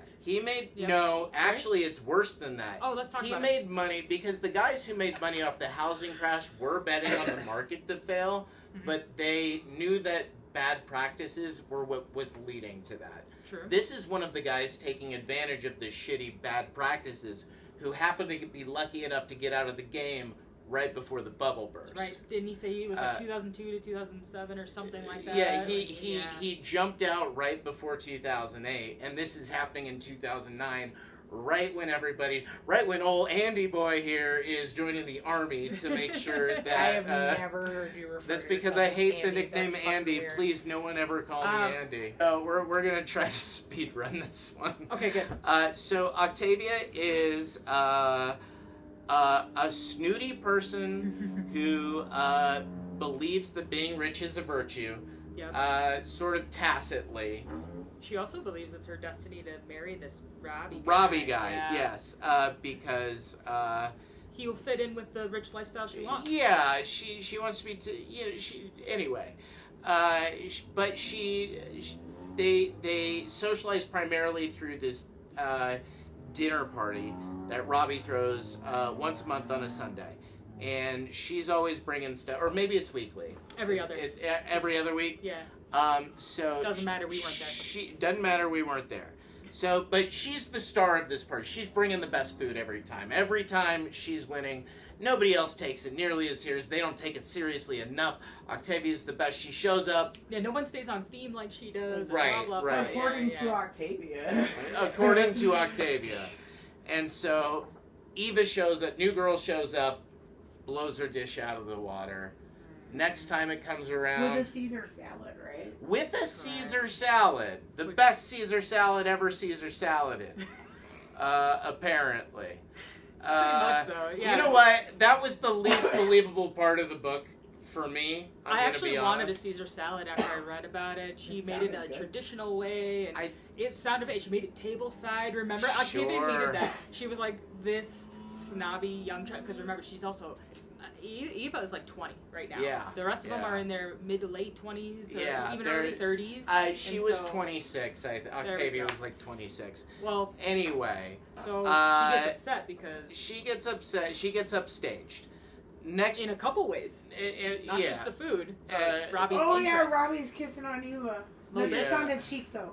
That first time. Yep. Anyway, the second time rolls around. She kind of tries to snipe the list, figures out what Eva's bringing, and then brings the same thing and thinks she's going to show her up. Wrong. Wait, they both made a Is that what happened? Because what I remember happening is Eva sent out an email and it said sweet corn succotash. Correct. That's what he was saying. Exactly. Octavia was just like, so they all have to didn't look at it. You guys are both right. No, she lied. You guys I didn't know that. I'm sorry. I was asking. I can tell you, the best way to put this is this dinner party, because it's every other week at the beginning of the next planning phase, the organizer, Robbie, sends an email to everyone. Hey, reply with what you're making so we can all plan this accordingly. And everyone writes, and Octavia is so jealous of Eva, she intentionally sees what Eva's making, which is like a sweet corn succotash, deletes the email, and makes her own exact same dish, brings it, and Robbie, when she says what she's making, Robbie's like, hey, what the heck? And she goes, I never got the email. Sorry. And so Eva's like, well, we'll just put them in Robbie's dishes, and nobody will know who made what. Mm-hmm. And then... she's trying to be nice. They all tasted at the dinner, and yeah, there's a very clear winner. Octavia's falls apart because the corn's too old. Because she bought her corn from, what was that name? Anna... The lady from the first chapter. Anna Halabic. She bought her corn from her because this lady grows this Someone recommended it. Basically, she was the hack in the first story, and now she's still a hack, but with corn. She wasn't a hack in the first story. She just quit selling. Because she was a hack. She got upstaged. Yeah, she got upstaged by people who were better. Read it 3 times and I still don't remember. but yeah, so I mean, of course, Eva, she went out to almost like a pick your own farm and cut off the corn that day. Because that's what she's into. Yeah, she likes that farm to table situation. Okay, so from here, Robbie and Eva start dating because, of course, this creepy, like, 29-year-old banker is dating this 20-year-old brilliant cook in a kitchen. She's working at a tapas restaurant for a pretty famous chef. She's the sous chef at his restaurant. And this guy has some real heat. He's the biggest chef in town. He's writing a book. She's doing all the work. This is where you kind of learn about, well, now Bobby Flay's a thing in society. The cooking channel's a big thing, so Right. everybody's talking about food cultures. Like, And how during do I this break chapter, through? they're talking about Jarl wants her to do that show, Culinary Disasters or whatever. Yeah. And also the shit, I lost it. Well, if I could Go ahead. jump in real quick, you mentioned that Mitch Chef is writing a book, but so is, to go back to what's happening in this chapter, so is Robbie. Robbie is wanting to leave town, and he's going to go work on his he's going to work on his memoir. Writing the bubble book, and because he's dating Eva, he's kind of like, come with me. Well, Right. we're going to go to Bali. Eva is totally on board if she can make sure that her father figure is being taken care of. He needs to be. He had that liver transplant, but they haven't paid off yet, and he's got to have a full-time caretaker. So in the 4 years since the last time, his drinking got to the point where he got a liver transplant. He needed a liver transplant, and he got it, but they still have to pay for it. And he needs full-time care. So she is trying to figure out how to raise enough money to make sure he's cared for while she goes and lives with Robbie and Bali, right? Right, and Octavia is super jealous that they're together. Big mad. And big mad, yes. Did you remember? Oh, I remember now, yeah. We were talking about Mitch and Robbie and all that. I remembered the very first incident where Octavia is like, I don't like her, is because she's talking about working for Mitch Diego, and she's like, that must be great, and she's like, it's okay, I guess. I bring what I can. And then later in the chapter, Mitch is like, she's my sous chef, I literally don't cook any of the food, she just makes my recipes, so lazy fuck. Mm-hmm. Well, now I have time to write a book. Yeah, that's where I was going with that. Sorry. What he's saying, and the implication is that's what she's doing. Right. But what he's saying is she knows what I know, so I just let her do it so I can focus on other things, which is what a lot of chefs do. They hire a sous, teach them how to run the kitchen. Yeah, Eva's boosting his reputation and his name. I mean, that's what Gordon Ramsay does in all his kitchens, right? That's how you own 50 restaurants as a chef. Shut up, really? But, no. But let's keep moving because this is... So to close it, basically what ends up happening is Eva decides that she needs to figure out how to raise money. Robbie's going to help her by hosting a dinner party, $100 a plate, to raise money for Eva to take care of her dad, her father figure, and then they can go to Bali together. Well, I mean, Octavia thinks she can get into this party for free. She doesn't. She leaves. She shows up with a guy named Adam who appears later in the book. That's why I want to bring that up. Adam's another guy who goes to the parties. He's just kind of he's a baker. And he's kind of tall and gangly and nerdy. He's and doofy, she's like, the funniest part of this chapter is where she's like, I never really thought of him as a sexual partner. And then they cut to the next day, and she's like, something about the aftermath. The aftermath of the afterglow of outdoor sex. Yeah. Yeah, I was just like, oh, I clapped. I'm sorry. No. Adam seems like a nice enough guy. Really, really good guy. And she's gorgeous. Yeah. And she doesn't want to pay for this party, so she's like, well, Adam, and anyway, it cuts forward again, and they're like, I only saw her 3 more times. Yeah. So the next time Octavia comes across Eva, it turns out that Robbie stole half the money, right, and abandoned her, and went to Bali by himself. He said he was owed half because he helped the party. It was whatever. So he stole.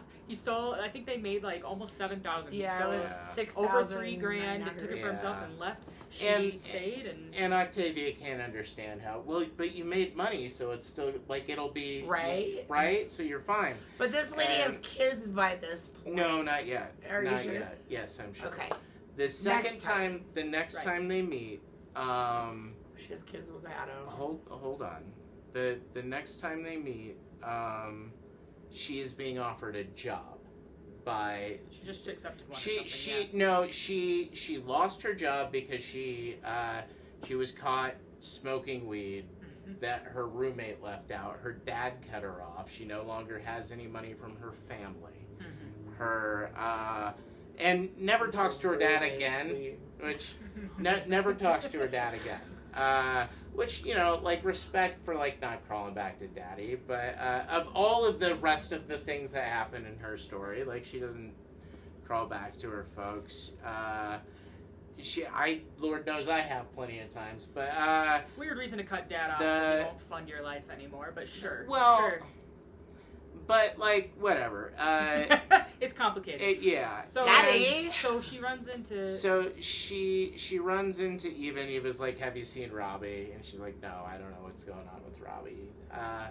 And then Eva offers her a job. She's like, that party we threw, we made a bunch of money. We're going to try to do it again. Same concept. You're a really good cook. Hold on, because at the end of that party, when she runs into Octavia, Eva and Octavia run into each other, and she's like, oh, well, Robbie took half the money. She's like, why don't you just throw a pop-up dinner party? Right. Technically, it is Octavia's idea. It was Octavia's Right. idea. And then in the next meeting after that with Elodie and Eva, Octavia shows up at Eva's tiny-ass apartment. Where she's living with her sick dad. Where she's living with her sick dad. And they're like, yo, this was kind of your idea. Do you want to join us? We're charging like $500 a plate, I think was what they said, or whatever. It doesn't matter. I think it was just $100 for that first one, but they were like, we have at least 30 people are coming. Do you want in on this the very first one? Yep. Yeah. And she's like, no, I think I'll be fine. Mm-hmm.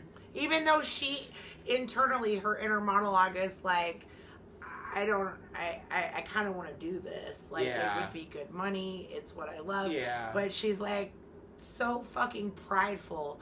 Well, she fucking gets hers at the end of the book. It's sort of that thing where I think you get this from a lot of the characters from this point forward is like kind of you just kind of don't see what you're missing out on. Like, you are missing out on the opportunity of a lifetime here. This is a mistake. You're missing out on LeBron James. You're not drafting LeBron James in the first round. You're not getting Michael Jordan. You know, like, this is a mistake. Next time they meet, it's a few years later. She has 2 kids now with Adam Sullivan. With Adam Sullivan from Robbie's dinner party. She meets Eva in the grocery store.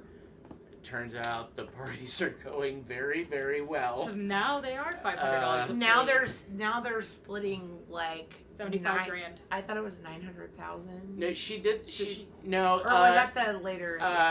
She's making $75,000 per dinner. She did the math, and she would, if she had stayed a partner, she would be making $300,000. So what the math is kind of crazy. So it doesn't matter what the math is. That's what she says. The math was. Yeah, she said she's going to make $300,000. If I had been part of it, I would have taken home $300,000. Which is what I said. Yeah. Math. I'm good at it. I understand that we can't talk about math for a reading podcast. You can't tell me what to do. You're not my dad.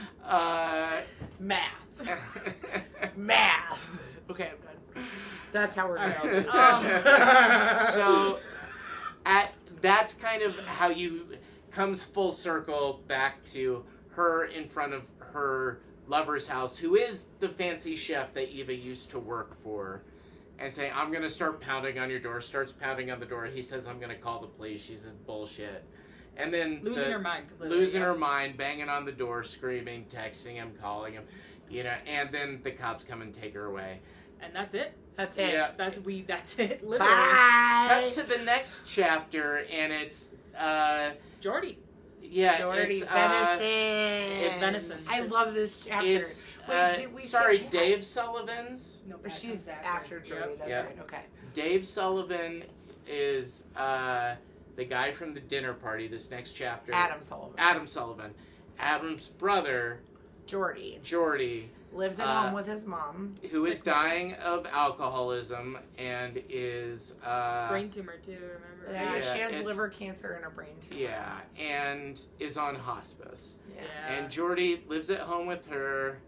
and is a fuck up and is he an has a alcoholic. fighting problem and he's an alcoholic. I will say, yeah. this was down in, I think, was this one down in Farmington? Yes, Yeah. it was. And This and one again, just reminded me of Atmosphere lyrics, man. This just Yeah. sounds like this one Yeah. was really relatable to me. I kind of, He I brings up recognize atmosphere some in this friends chapter. and family in Jordy's struggles, but Jordy, he's kind of this real blue collar guy. I mean, he's he's living at home, the only one living at home with mom, Taking care of her mom. her end stage of life.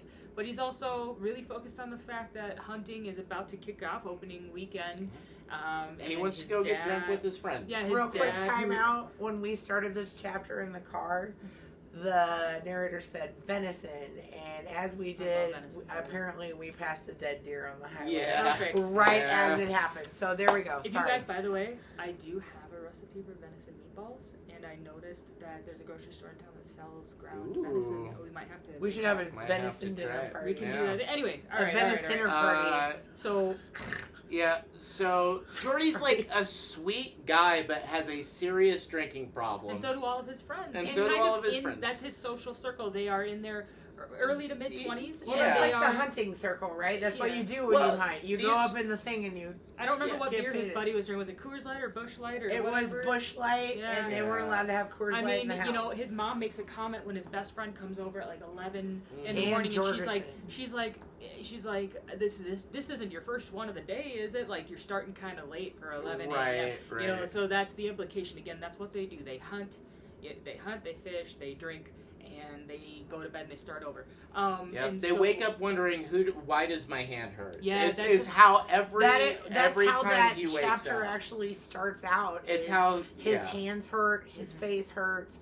He basically says, "I feel like I've been in a Yeah. fight." So I think he wakes up 3 times, and every time he's like, Black and blue. What happened? Who So, did I hit? What we learn about Jordy is he's kind of he is a softie. I would like to say, because he has a crush on Mandy the nurse. Oh, Yeah. He loves his wants to fix her mother. car. He tries to have it, but when he drinks, he just gets a little too crazy. He He's blacks punching out, holes in yeah. walls. He's Punching fighting people, and yeah. Right. his friends lock him in a garage for 3 hours because Yeah. they're like, just let Jordy be Jordy for This- a bit. He'll be all right. Yeah. I know people just like that. He's sweet, and then like he's got Yep. all the pent up whatever comes out when he drinks. Yeah. And so we fast forward to the hunting weekend, which is the hunting opener, which is all he's been thinking about all this time. His dad picks him up, and they drive up, and he forgets his cell phone, which his dad and all their family say is no big deal because cell phones are just tracking devices and Right. whatever. He does the whole thing with the margarita mix in his mom Thanks. to He does, yep. Right, but also this, because it correlates to the end of the chapter. He does a thing with his mom. She says she wants a margarita. They go buy her the shit. They make the margarita. There's a huge mess. The hospice nurse gets shit on her margarita on her clothes. She tells them that the car is broken. He says that she can have the car for the weekend. This is important, okay? I'm getting there. And then what happens is he gets invited to a party that night after the margarita incident. He invites Mandy to come. Yeah. He gets blackout drunk and takes some of his mom's oxys. Well, his Yeah. brother, That's the his brother first time he Adam does convinces him to try Noxy. Now, in Jordy the mentions morning he because isn't he into- gets in a fight and his Yeah. face is all Right, fucked but then up. after that, Mandy doesn't talk to him. So Not because of the oxys, but because of the fight the night before. She doesn't know about the oxys. I was. And okay. he's like, Sorry. no, and that's totally true, though, because he got blackout. All he can really remember is that she had grabbed him by the shoulders and was like trying to tell him to calm down. Yeah. But of course, he can't piece together, and she won't talk to him Yeah. anymore. So- and that's kind of unfortunate. That's his crush, so he's crushed There's- by Yeah. that. Which I think. So going hunting moves the now. story So further. there's this is, I'm going to be real, guys, the most heavy-handed metaphor. Yeah, this is the part that I was going to talk about too. So go for it. He shoots a mama deer and the baby deer is just hanging out, and when he's got to field dress it and stuff, because he would shoot the baby too because he looks at them as rats or whatever, but He only has one deer tag. he only has one deer tag, so he's not allowed, and this baby's going to starve to death in the winter, and that's all very sad. And then he gets home, and he gets back to where somebody has a phone, and his mom is dead, and he starts taking her. They go do the funeral and everything, and he's on Oxy the entire time. He starts taking her leftover pills. I will say, if I could interject, this was the only. I mentioned earlier that this entire book you go through heartache after heartache. This was the only time that I actually did shed actual tears was with Jordy losing his mother. The sadness that he felt when he realized that he'd killed that Mama Doe with the baby that wouldn't leave and just watched him field dress. Right. And then he goes back and he gets that phone call from his brother, and his brother's just like, Mom's gone. And he has a very, very visceral reaction. He's collapsing on the floor, he's flipping tables, he's upset. And that one was really tough because it's, everybody can relate to that kind of a loss. It's very painful. And he's at a vulnerable time in his life too. So it was just. I think I was a little annoyed by the whole. He's the baby deer of it all. Like, I thought that was a little on the nose because he's not gonna make it through the winter either. He's gonna die too. I think for me it was just kind of, I saw that as like he wasn't able to stand on his own quite yet either. Yeah, but I mean the implication at the end of the story is he's not going to. He takes the venison and he gets to. I mean the end of that story is he gets through the weekend. He gets to. He moves in with his dad in St. Paul. His dad's like, "Hey, I sold that venison. To your brother's girlfriend. Who is Eva. And who also is, should be noticed, just stole Octavia's boyfriend. Now, Octavia had been cheating with they were divorced. Well, no, they were divorcing. Which is why she wouldn't put a label on it. Right, and why she hadn't met the kids. She hadn't met the kids yet, but they were divorcing. Right? Yep. No, she hadn't met the kids, because he says, does she know you're getting divorced? Yep. Has she met the kids yet? Nope. And that was the only discussion the brothers had about it. True, I remember that. What were you gonna say? I don't remember. I do remember one other part that might be relevant real quick. When he did take the meat, he took the venison over to Eva to hand it over to her because he was actively selling it to her. She had her cousins visiting, which was kind of fun to see Brock and Randy a little bit more grown up. And surprisingly, Brock's son, Hatch, which is the first time we actually... Which is a type of chili. And a town in New Mexico. Yeah. Where they come from. True. Yes, that's true. Hatch. We were just there, not in Hatch. But exactly. And so it was kind of cool because that's that confirmation that she did end up keeping that baby that we saw in Sweden. Right, and you actually get to see him later too, which I think is fun because he is in the last show. I forgot that's right. Hatch does show back up. But before we moved on, there's clearly an implication there that they're offering him a job or a chance to become part of their inner circle. And he just says, "No, I'm glad I'm getting paid though," and he goes to find more pills. Jordy's still Jordy, being awkward. Yeah, and before we move on, if anybody watching this or listening is struggling with addiction, please don't wait. Please reach out to somebody around you. Okay, absolutely. Hands down, absolutely. It is, and it is a painful chapter to read because everybody knows somebody. This chapter was triggering. Well, look, I've been in recovery for 8 years. So we've been talking for over an hour and a half now, so I don't want to talk too long. But I lost my dad to alcoholism this year, and I've lost other family members to opiates. It's both things are real. If you can live life, look, there are times in my life where I couldn't be sober. And I might have died if I were. I don't want to pretend like drugs and alcohol weren't the answer I want. They weren't the right answer, but they were an answer. But you can't do it forever. You will die, and it's not worth. Absolutely. Yeah. No, it's not worth couldn't it. agree more. But to put a wrap on venison. The next one is our second to last section. This one's called bars. Yeah, church lady. What? Yeah. Yeah, go get the bars. We this chapter opens with a recipe, and on our drive home today, a blue ribbon winning recipe, and while we were on our way here today, listening to this, these are pretty. Bex, super pretty. Yeah. Bex ordered the ingredients.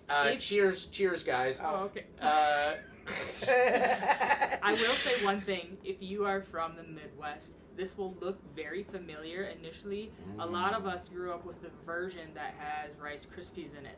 This is slightly different from that. I know, but honestly, it looks even richer than that, which is awesome to me because I, along with a lot of my Midwesterners, have a sweet tooth. So this is perfect. We're having a snack break on screen. So just we should probably take a couple bites and then we'll finish the rest after the episode. I might jump in and say a few things to kick it off, but I was going to say listen to us chewing. That might be soothing for somebody. We open it up with a woman named Pat Prager. Prager sounds familiar because she was introduced in Walleye when she started dating Will's dad. So she got married to him. She's a very religious, nice Midwestern lady. Yeah, she lives up in Deer Lake, Minnesota.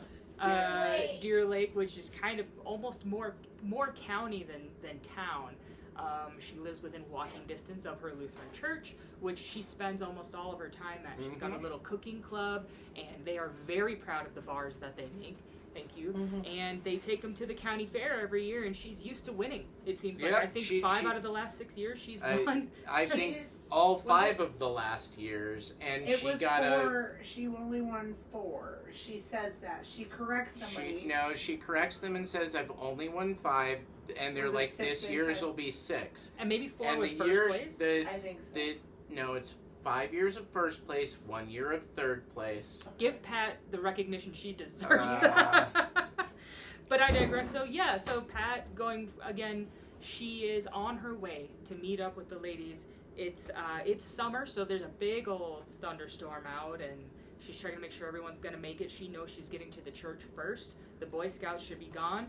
Typical small town church, and she walks in and there's a stranger.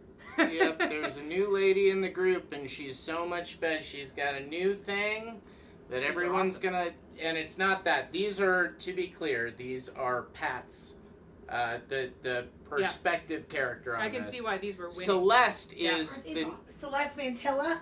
Yes, that's her name. Celeste is the new hussy at the church. I was calling her Mantilla. And she's from Florida, and she's got these overly sugary concoctions. Mississippi mud bars, right? Mississippi mud pie bars, yeah. Pat doesn't like Pat builds. This is a wonderful exploration of just like kind of the little things that we build our lives into that matter so much that might be so small to other people. And because so much of Pat's identity is built into bars. You gotta say it right, bars. And this lady, it's even implied that this lady who has done nothing wrong comes in and just wants to be a part of her community. She's new. In a genuine way. Her husband seems to be a bit of a dick. They bought the biggest house though in Deer Lake, like the biggest house. Yeah, they're rich. They're richer than the rest of the people in town. And anyway, so they go to the county fair. There is much rigmarole. She is going by she's doing the meme from A Beautiful Mind, with all the numbers. Like she's looking at the judges, she's sizing them up, and spoiler alert, she actually wins. Pat wins.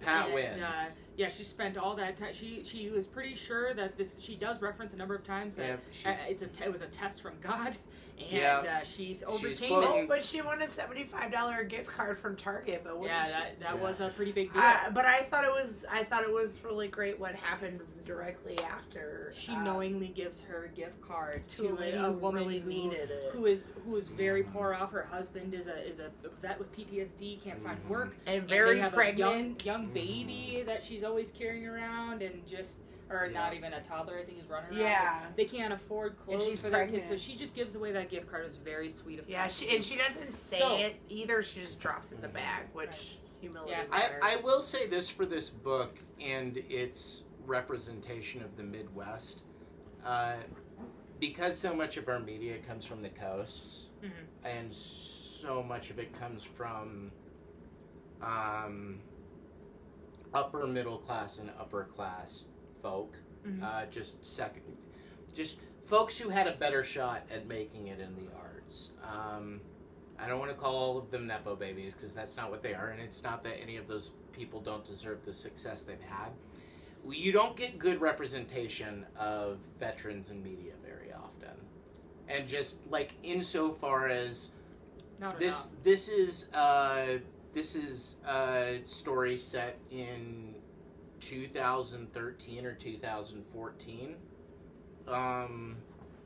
That's when I was coming home, right? Sure. Like that, my second tour was in 2013. That was the period of time when everyone who was the cumulative effect of over a decade of war was finally starting to take a toll on local communities, but not local communities that television writers come from. So you don't see a lot of that in the media that's come out in the last 10 years. There's just not really an acknowledgement that, hey, and even at the time, I remember being on the internet in 2010. I was in Iraq, and I saw a girl tweet something like, my grandfather fought in World War II, and I can't, where did all the real men go? It's like, we're at war right now. What do you mean? What an obtuse thing to do. I'm in Iraq. That's where the real men are. Good Lord. Which is not to condone that war, because it was... That. I don't work for the government anymore. I'll go on record. That was a stupid fucking war, and I shouldn't have been there. But there was this sort of erasure, not intentionally, because everyone would say we support the troops or rah team. Nobody really thought about what was going on over there at the time until people started coming back to these smaller communities all fucked up. So it was nice to see in a piece of lit from this time period that we're actually discussing it, because I think everyone's going to look at this particular period of like the 20 years we've been at war in the Middle East, and all of the fiction's going to be about vampires and werewolves, which is, I love that shit, but it's weird that we had this greatest generation, all of the writers from the 50s and the 60s, were informed by the conflicts of the time, and none of that has been the case in the War on Terror era, which is interesting. I will say, I think in trying to add to that, because I fully agree with everything that you're saying, this particular character that we see, and I think I'm close to the point that you were making too, they didn't just give him a Hollywood treatment. They very much made him very human. And we also saw people react to this character in different ways. Unfortunately, Pat's husband was not sympathetic. No. Didn't want to help him get a job at UPS because he said, well, his arm doesn't work since he came back from the war. Right. And it was like, you can't work at UPS. He wasn't even very, he couldn't even find it, and it's hard to, which Pat was appalled by. So we have that, and it was a small character in the chapter, but it was important to see. And to build into what happens next, a couple other people.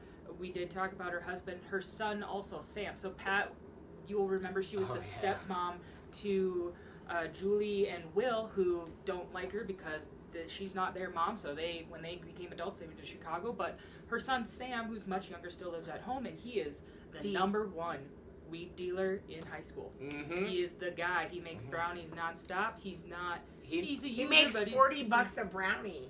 Yeah, he says so. He's such a big deal. His parents know about it. And his mom and Pat's like not even fucking mad about it. She says as long as he still tithes right. at church, and okay. she's like he tithes. Right. Yeah. Well, there's that justification to herself because like her stepkids hate her, so she's like, I have to maintain this relationship. Well, in fairness, on the it's first time she cooked them dinner, it was tuna casserole, au gratin potatoes, and boiled string beans. I would hate her too. I mean, maybe if I was that age. Now it sounds kind of good now, but yeah. I like au can't gratin do dairy. potatoes. Oh, that's too bad. Dairy, Everything in the Midwest is butter. It doesn't cheese mean I and cream. don't eat dairy. I just shouldn't. Well, so anyway, go on. She wins the blue ribbon. And then her friend and her new friend Celeste is like, well, there's gonna be this big competition down in Minneapolis. You should submit your bars. You should submit your bars. Like the big called La and, Petite Noisette. And like people who win this competition go on to like be pastry chefs, make $60,000 a year, and she's like, oh, well, that'd be nice. Be a lot nicer to have some financial independence from, my husband, who also seems to have developed a more severe drinking problem as the book has progressed. True. And become a little meaner over the years. They don't really address. She has her own bedroom. They don't seem to sleep in the same. You're not really sure what's going on there. Well, it could be a religious implication. They don't address it directly. Yeah, it could be he just snores really loud. Well, that's a thing. Right. She does not explain it to the character who asks. Right. She just breezes by it. So, but they go to Minneapolis. She enters the contest. Yeah. Sam goes with her because he's adorable. Well, she has nobody else that she can Nobody really get. wants to and go. She thinks it's a good, mother-son bonding time. Maybe stop him from his weed empire for a little bit. I think is what she says. He's like, sure, I might be able to still announce so it. They drive down with her special bars down to this contest where one of the judges is a familiar face. Yeah. Eva. Once again, there she is, being one of the judges. A really beautiful moment because, like, everyone else there. It's funny because it is Minneapolis, and I'm like thinking, well, they're a bunch of hipsters, dude. It is like peak. Also, it's like 2013, 2014. When they described, hipster, one guy that had skinny jeans, a tucked-in short-sleeve plaid shirt, big old glasses, and I was like, in a bow tie, and I was like, oh, I know who it is. Like, if it's not, I mean, if you can think of like maybe the lead singer of Weezer, Rivers, I think you could probably imagine everyone that was in that ballroom. It was rough. Yeah, for Pat. Yeah, it was peak grown men dressing like clowns or barbers. I mean, there was a period in time when I thought it was cool too, but now when I look back, I'm like, oof, that's rough. But then Sam goes outside and smokes a joint, right? Well, hold on real quick before we get there. He does. But that's after everybody's really mean to them. That is not true. That's not true. Actually, he gets high beforehand because when they have that meltdown, he has yeah, I think he's just, but he mentions after. So unfortunately, what happens with Pat is everyone has a meltdown because she used regular ingredients. He is right. He is kind of right. The locally sourced. So when they leave, go ahead. Go ahead. Well, everybody. I'm sorry. So here's the deal. Eva tries one of the bars and goes, "This is amazing." She does. She says this is amazing. And then immediately gets pulled away, and she's like says something like it reminds me of growing up in Iowa, and then gets pulled away. She and her son had made friends with another table, and the lady had taken a bite of her bar and gone, "This is the best thing here." That's where what I said comes in because Sam goes outside and smokes a joint with that lady's husband. She's pregnant as fuck, and that lady's husband is outside smoking weed with Sam, and he's like, how about this? I'll vote for you. If Yeah. you vote for me, they go back in. The pregnant lady is like, this is amazing. What's in it? She goes, it tastes just like the real thing. What did you use? And And Pat he's goes, like, the butter. real thing. Yeah. Yeah, she Well, goes, it's, butter, sugar. I mean, what do you want yeah. to know? You know, and like, Well, powdered he's like, no, sugar, but where'd you graham get your? crackers. It's like from the store. Are they locally sourced? where'd you source your ingredients? From the store a mile from my house, you know? And unfortunately, because she was just in the wrong room, that lady freaks out. She is like, I'm pregnant. I don't even know if I can eat sugar or if I can even have butter. She's like, you gave me dairy. You gave me dairy from a GMO cow. You could have killed me. You could have killed my baby. Complete over. It was a nightmare. And it's coming from and this is why everyone doesn't believe in vaccines now. Because of the butter. Because of ladies like this making it Because of insufferable. Jenny McCarthy. Yeah. Because people. Yes. So, because of this lady and because of people who hate this lady, ironically both. These people in the room, just so you guys know, they were very anti-Lando Lakes. No, they did not support the dairy farmers of Minnesota and Wisconsin and everywhere else. They think it's a ploy. I digress. It went very poorly. Pat, honestly, she kind of had the reaction that I wanted her to have. This was the first time I rooted for her in the chapter. I found her kind of insufferable until now. Yeah. She got real loud. And she goes, you guys were raised on this. Like, what are you talking about? Yeah. Who doesn't like bars? Pretty much just like that. Yeah, that's what she said. And security has asked her to leave the event, which was so sad, but she leaves and she gets with her son and she goes, you know what? You know what? And I can use a strong drink. She grabs a couple drinks and her son gets high. And then they get in the car and they try to drive back. She decides she should be the driver because, you know, He's been smoking weed. He's high and she's only had 2 margaritas or maybe 3, I don't remember. But they're driving home up north, which the book says is 1 hour. I say it's 3, so whatever. And all of a sudden there's lights. They get pulled over. Cherries in the window. She throws all of the weed in her. That was. She tells him to give it to her. Yeah. That was very She's sweet. like, give me your stuff. Like, when you just became my favorite. That was what. That was the part that for me. sold me on her because she goes, Yeah. "How much do you have? Do you have, you know?" And he goes, "I don't know." And she goes, "Give it to me." Puts it in her purse right before the cop walks up to the window, and that's how it ends. We don't know what happens to her. See, this is a So metaphor sweet. I like a lot more. Is like how deep because she also shoves the gift card that she won deep in that lady's purse, and like the idea of the purse of a Midwestern lady being like a font of kindness in and of itself, because it is. It's like a giant Midwestern lady purse is where all good things come from. My mom is one of those women for sure. She could.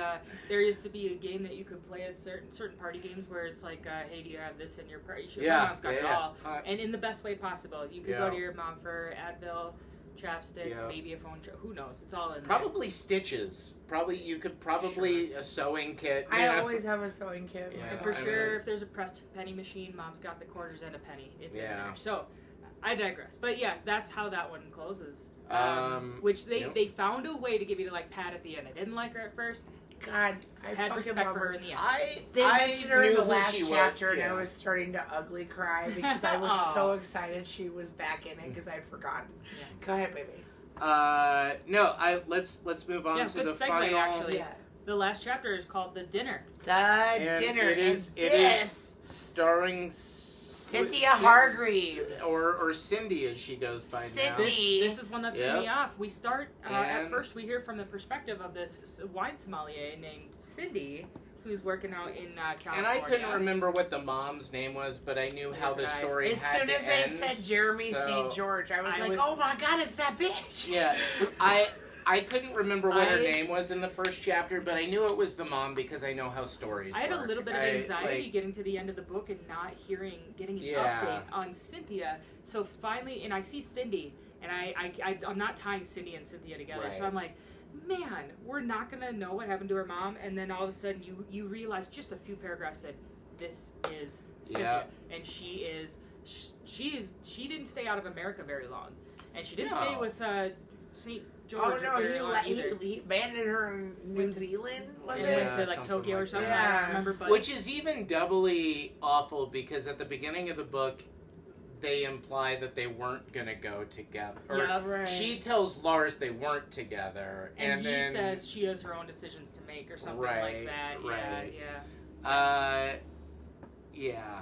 So she's got her own life. She's had a couple other husbands. The current one seems nice. He's a pediatric surgeon who doesn't want kids. His name is Ronaldo. Allegedly. Allegedly. And they're both 50-ish. She's 50, he's 52. Yep. And they're living a life where they get to travel and see cool stuff and drink good They wine. spend every anniversary in a different city around the They- world. But it's at McDonald's. Well, that was yes, the they fun like- thing I loved. She 'Cause I love McDonald's. loves. She's obsessed with good wine, but doesn't give a fuck about food Yeah. at all. Very different from her daughter Eva, who she yeah. doesn't know, but And she hasn't regretted giving up her kid once in her life until some people walk into the place where she's running vineyard she's testing, at, the yeah. vineyard where she does tastings, or tastings. I'm sorry. I like And testing. they mention this Eva Torval, and she's like, she realizes that was her daughter's name, looks it up, sees that she's a chef, has no like online presence, but runs these crazy parties in the middle of the jungle or down. People had to rappel down a cliff to get to one of them. There's the wait list to get invited to one of these parties. You have to pay.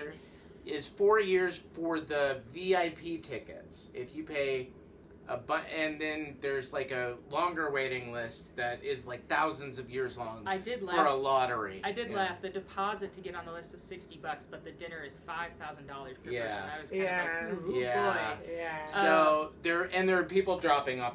Later it talks about how there are people dropping off the list because they're so late. And yeah, like they get there if you can't make it. Oh well, you never get to apply again. That's how exclusive they are. It's like a once a lifetime. I even missed that part, but yeah, it was very exclusive. So she decides that she doesn't want to just outright contact her daughter, but she does want to get on this list. So she goes ahead She wants to see her from afar. She enters twice. She enters once under her name, once under her husband's name. She figures she'll double the odds. Yep. Meanwhile, with a +1. And yeah. Meanwhile, her husband and her.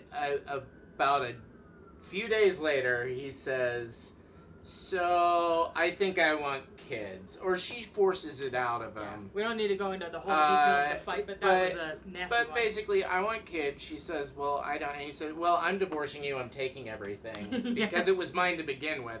She's a wine snob who keeps marrying for like convenience reasons. Like, why wouldn't you marry?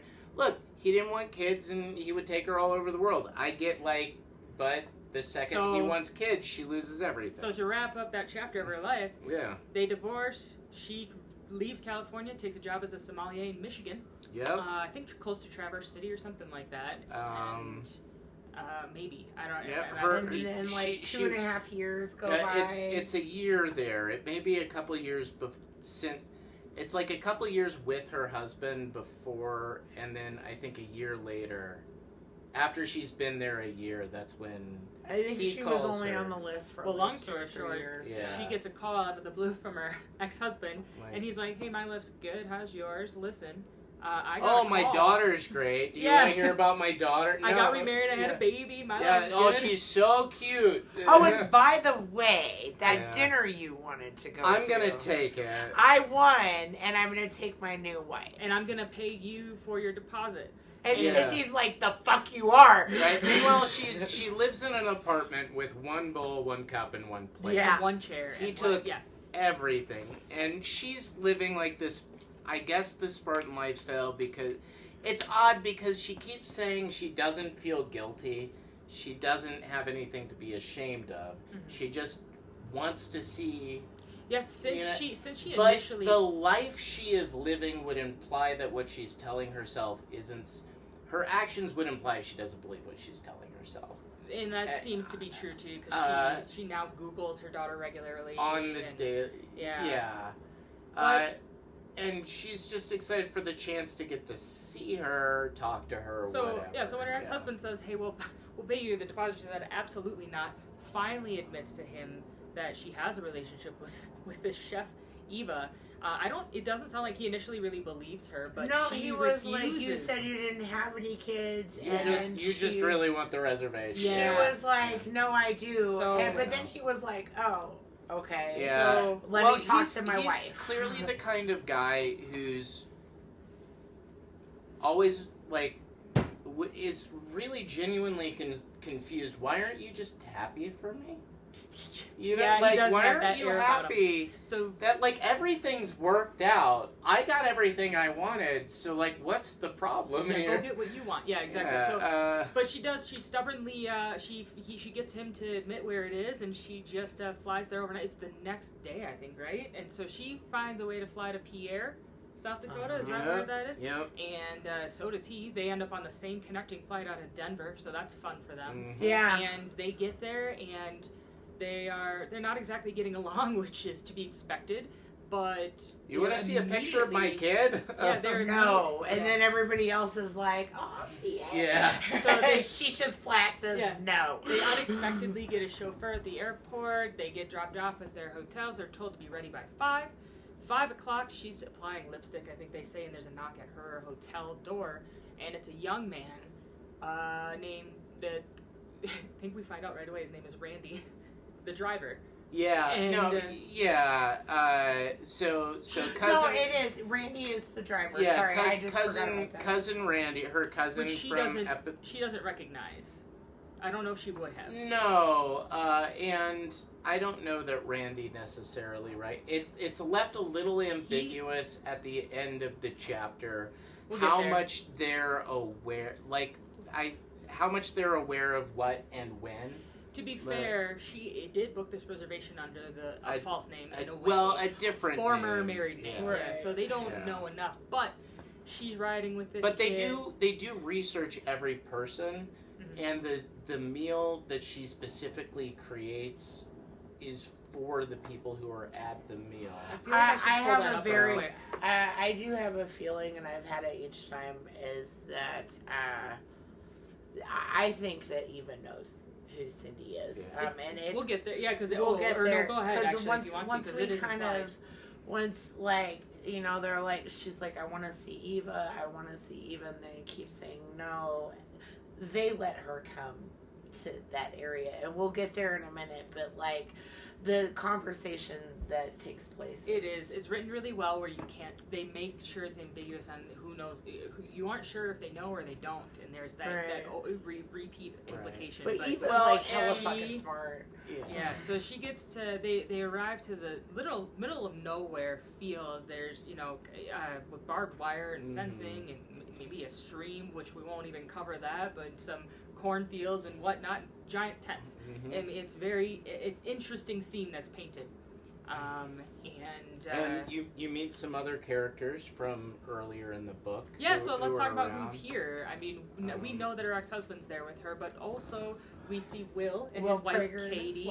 And they got married and had been basically waiting to be selected to get married. And then had an adventure package where they had to get from Chicago to North Dakota, or are they in North Dakota or South Dakota? South Dakota.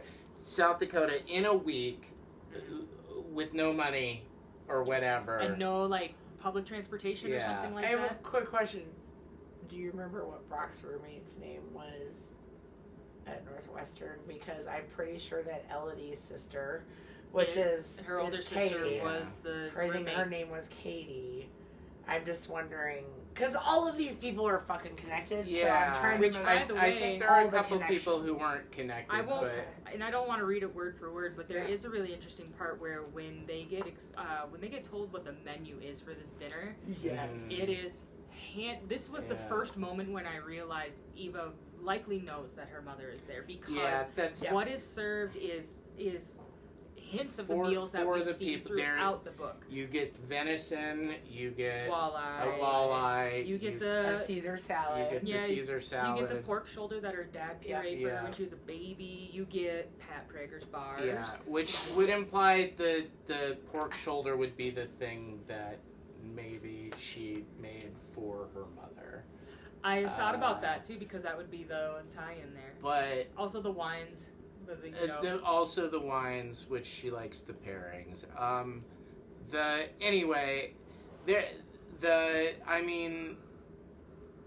Will's stepmom's bars being on the menu is really funny. That's no fucking way.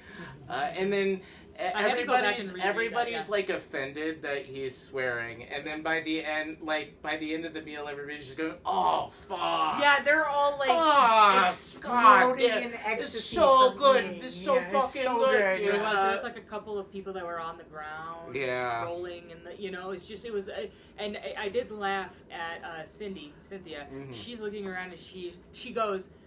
Thinking to herself, she's kind of like, I don't know if these people are overreacting to justify the price, or if this is legit. Because again, she's her appreciation for food, but she likes not, Kraft mac and cheese at McDonald's. She is not. I mean, the wine she appreciates, but everything else she's kind of like, eh. Yeah, she does think the food's good. She mentions that, but she's not rolling around on the ground.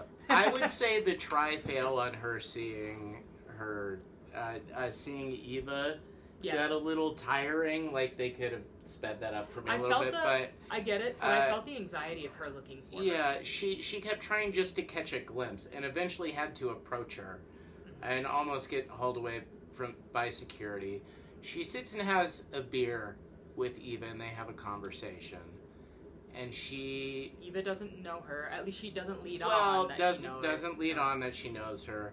Lets her introduce herself. Doesn't bat an eye when she tells her name. And they have a little conversation. Talking about family. Talking around things. Eva's very honest about being happy with the parents she had. Ironically, she's kind of like her mom. She doesn't want to get married. She doesn't want kids. Doesn't want kids. Doesn't want any of that. And does have a boy she's talking to, which implies this is quite close to the last chapters. Yeah. The last two chapters happen quite close to this. Yeah. And then because she's just started dating Adam in Venison. Yeah. So this is probably still 2013, 2014. And then her mom decides she's not going to say anything outright.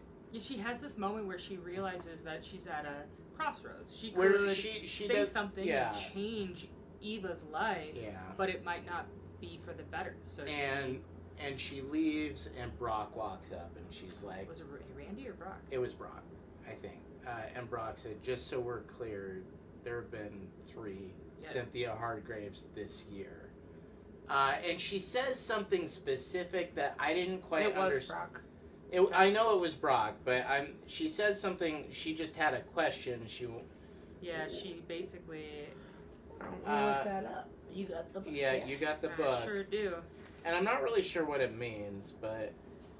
Okay. It was Randy. There you go. It was Randy. Look at that. It was Randy is the first sentence.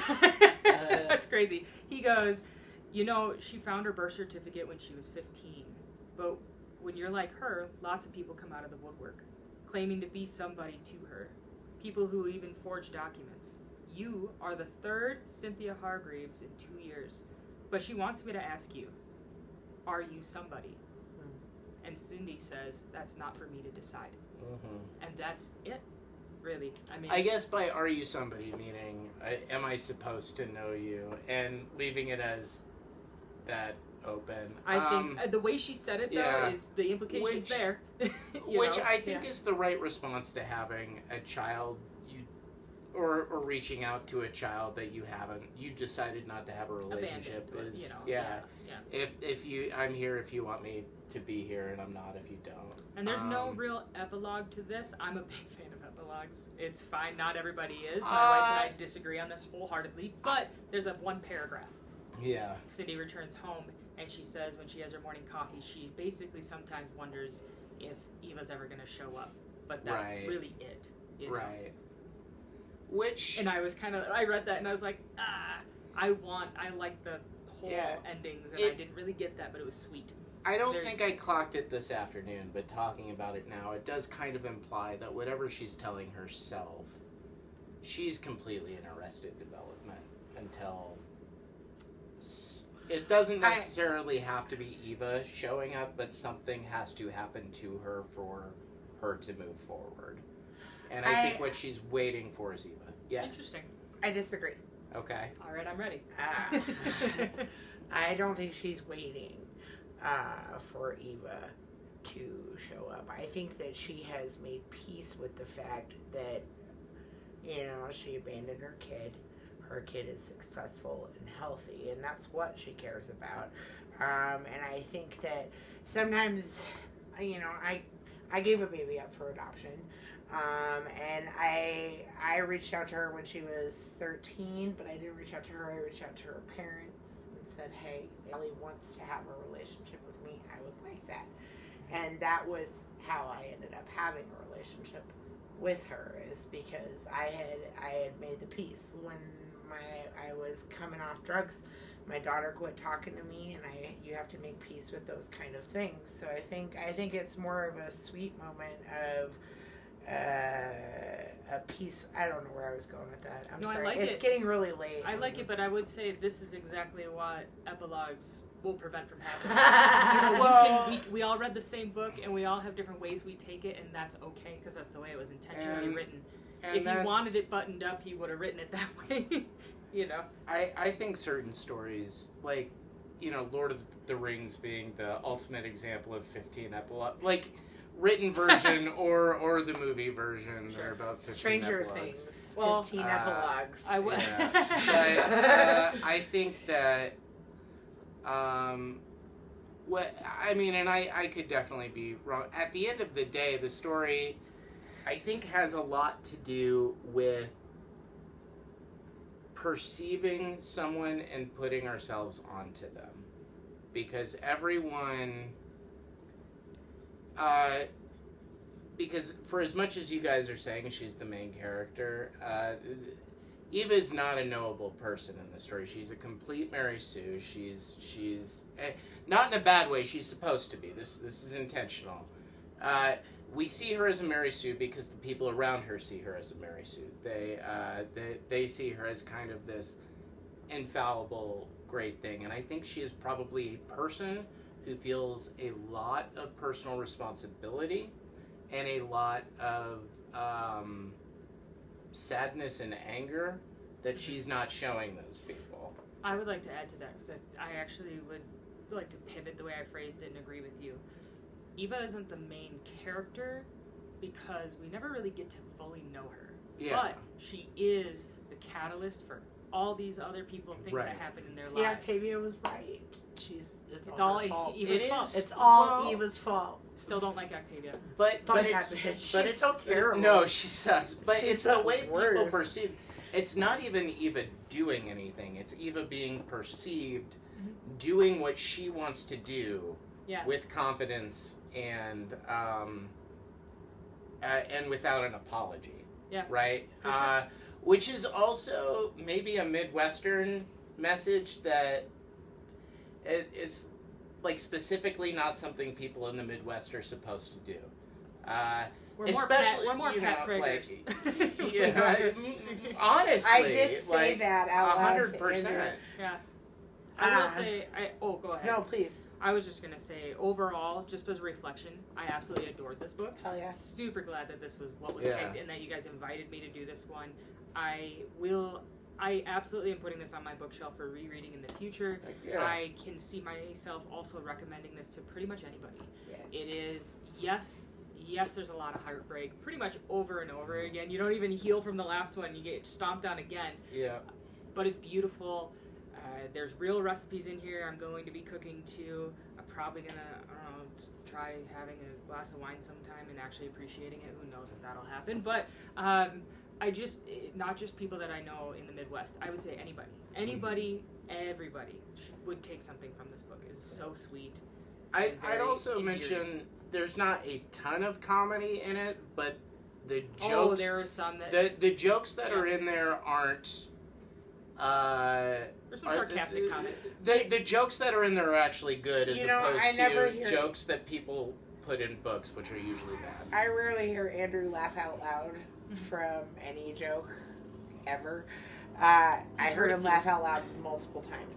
Oh yeah, there was a couple of one-liners that made me laugh too. I wish I'd marked them because I'd read them now, but that was what kept me kind of. Like I said earlier, I said I laughed, I cried. Yeah. As cliche as that sounds, it's very real with this book. Polite sarcasm to people who aren't from the Midwest is like really difficult. Because it's like you know it when you see it, but if you don't execute it right, people get really mad at you. And if you are sarcastic with the people who don't understand the context you're being sarcastic in, they can be like, "Oh, you're an asshole." It's like, no, I'm just from the Midwest. This is the politest way I know of letting you know there's a problem. Well, I would say Kitchens of the Great Midwest, 10 out of 10, certified fresh. We're not Rotten Tomatoes. We've never given There was a lot of rating tomatoes before. in this book. There were a lot of we tomatoes. were allowed to say it once. Yeah. Then I give this 5 moon glows. Oh, absolutely. Absolutely. Call back from the first chapter. We didn't even talk about it. Anyway, I'm Bex. I'm Andrew. O'Reilly. That was Kitchens of the Great Midwest by J. Ryan Stradal. What are we doing next month? We're doing Murderbot by Martha Wells. Recently featured as a series on Apple TV. All right. Bye. We love you all different amounts. Goodbye. I don't love you. I'm just kidding.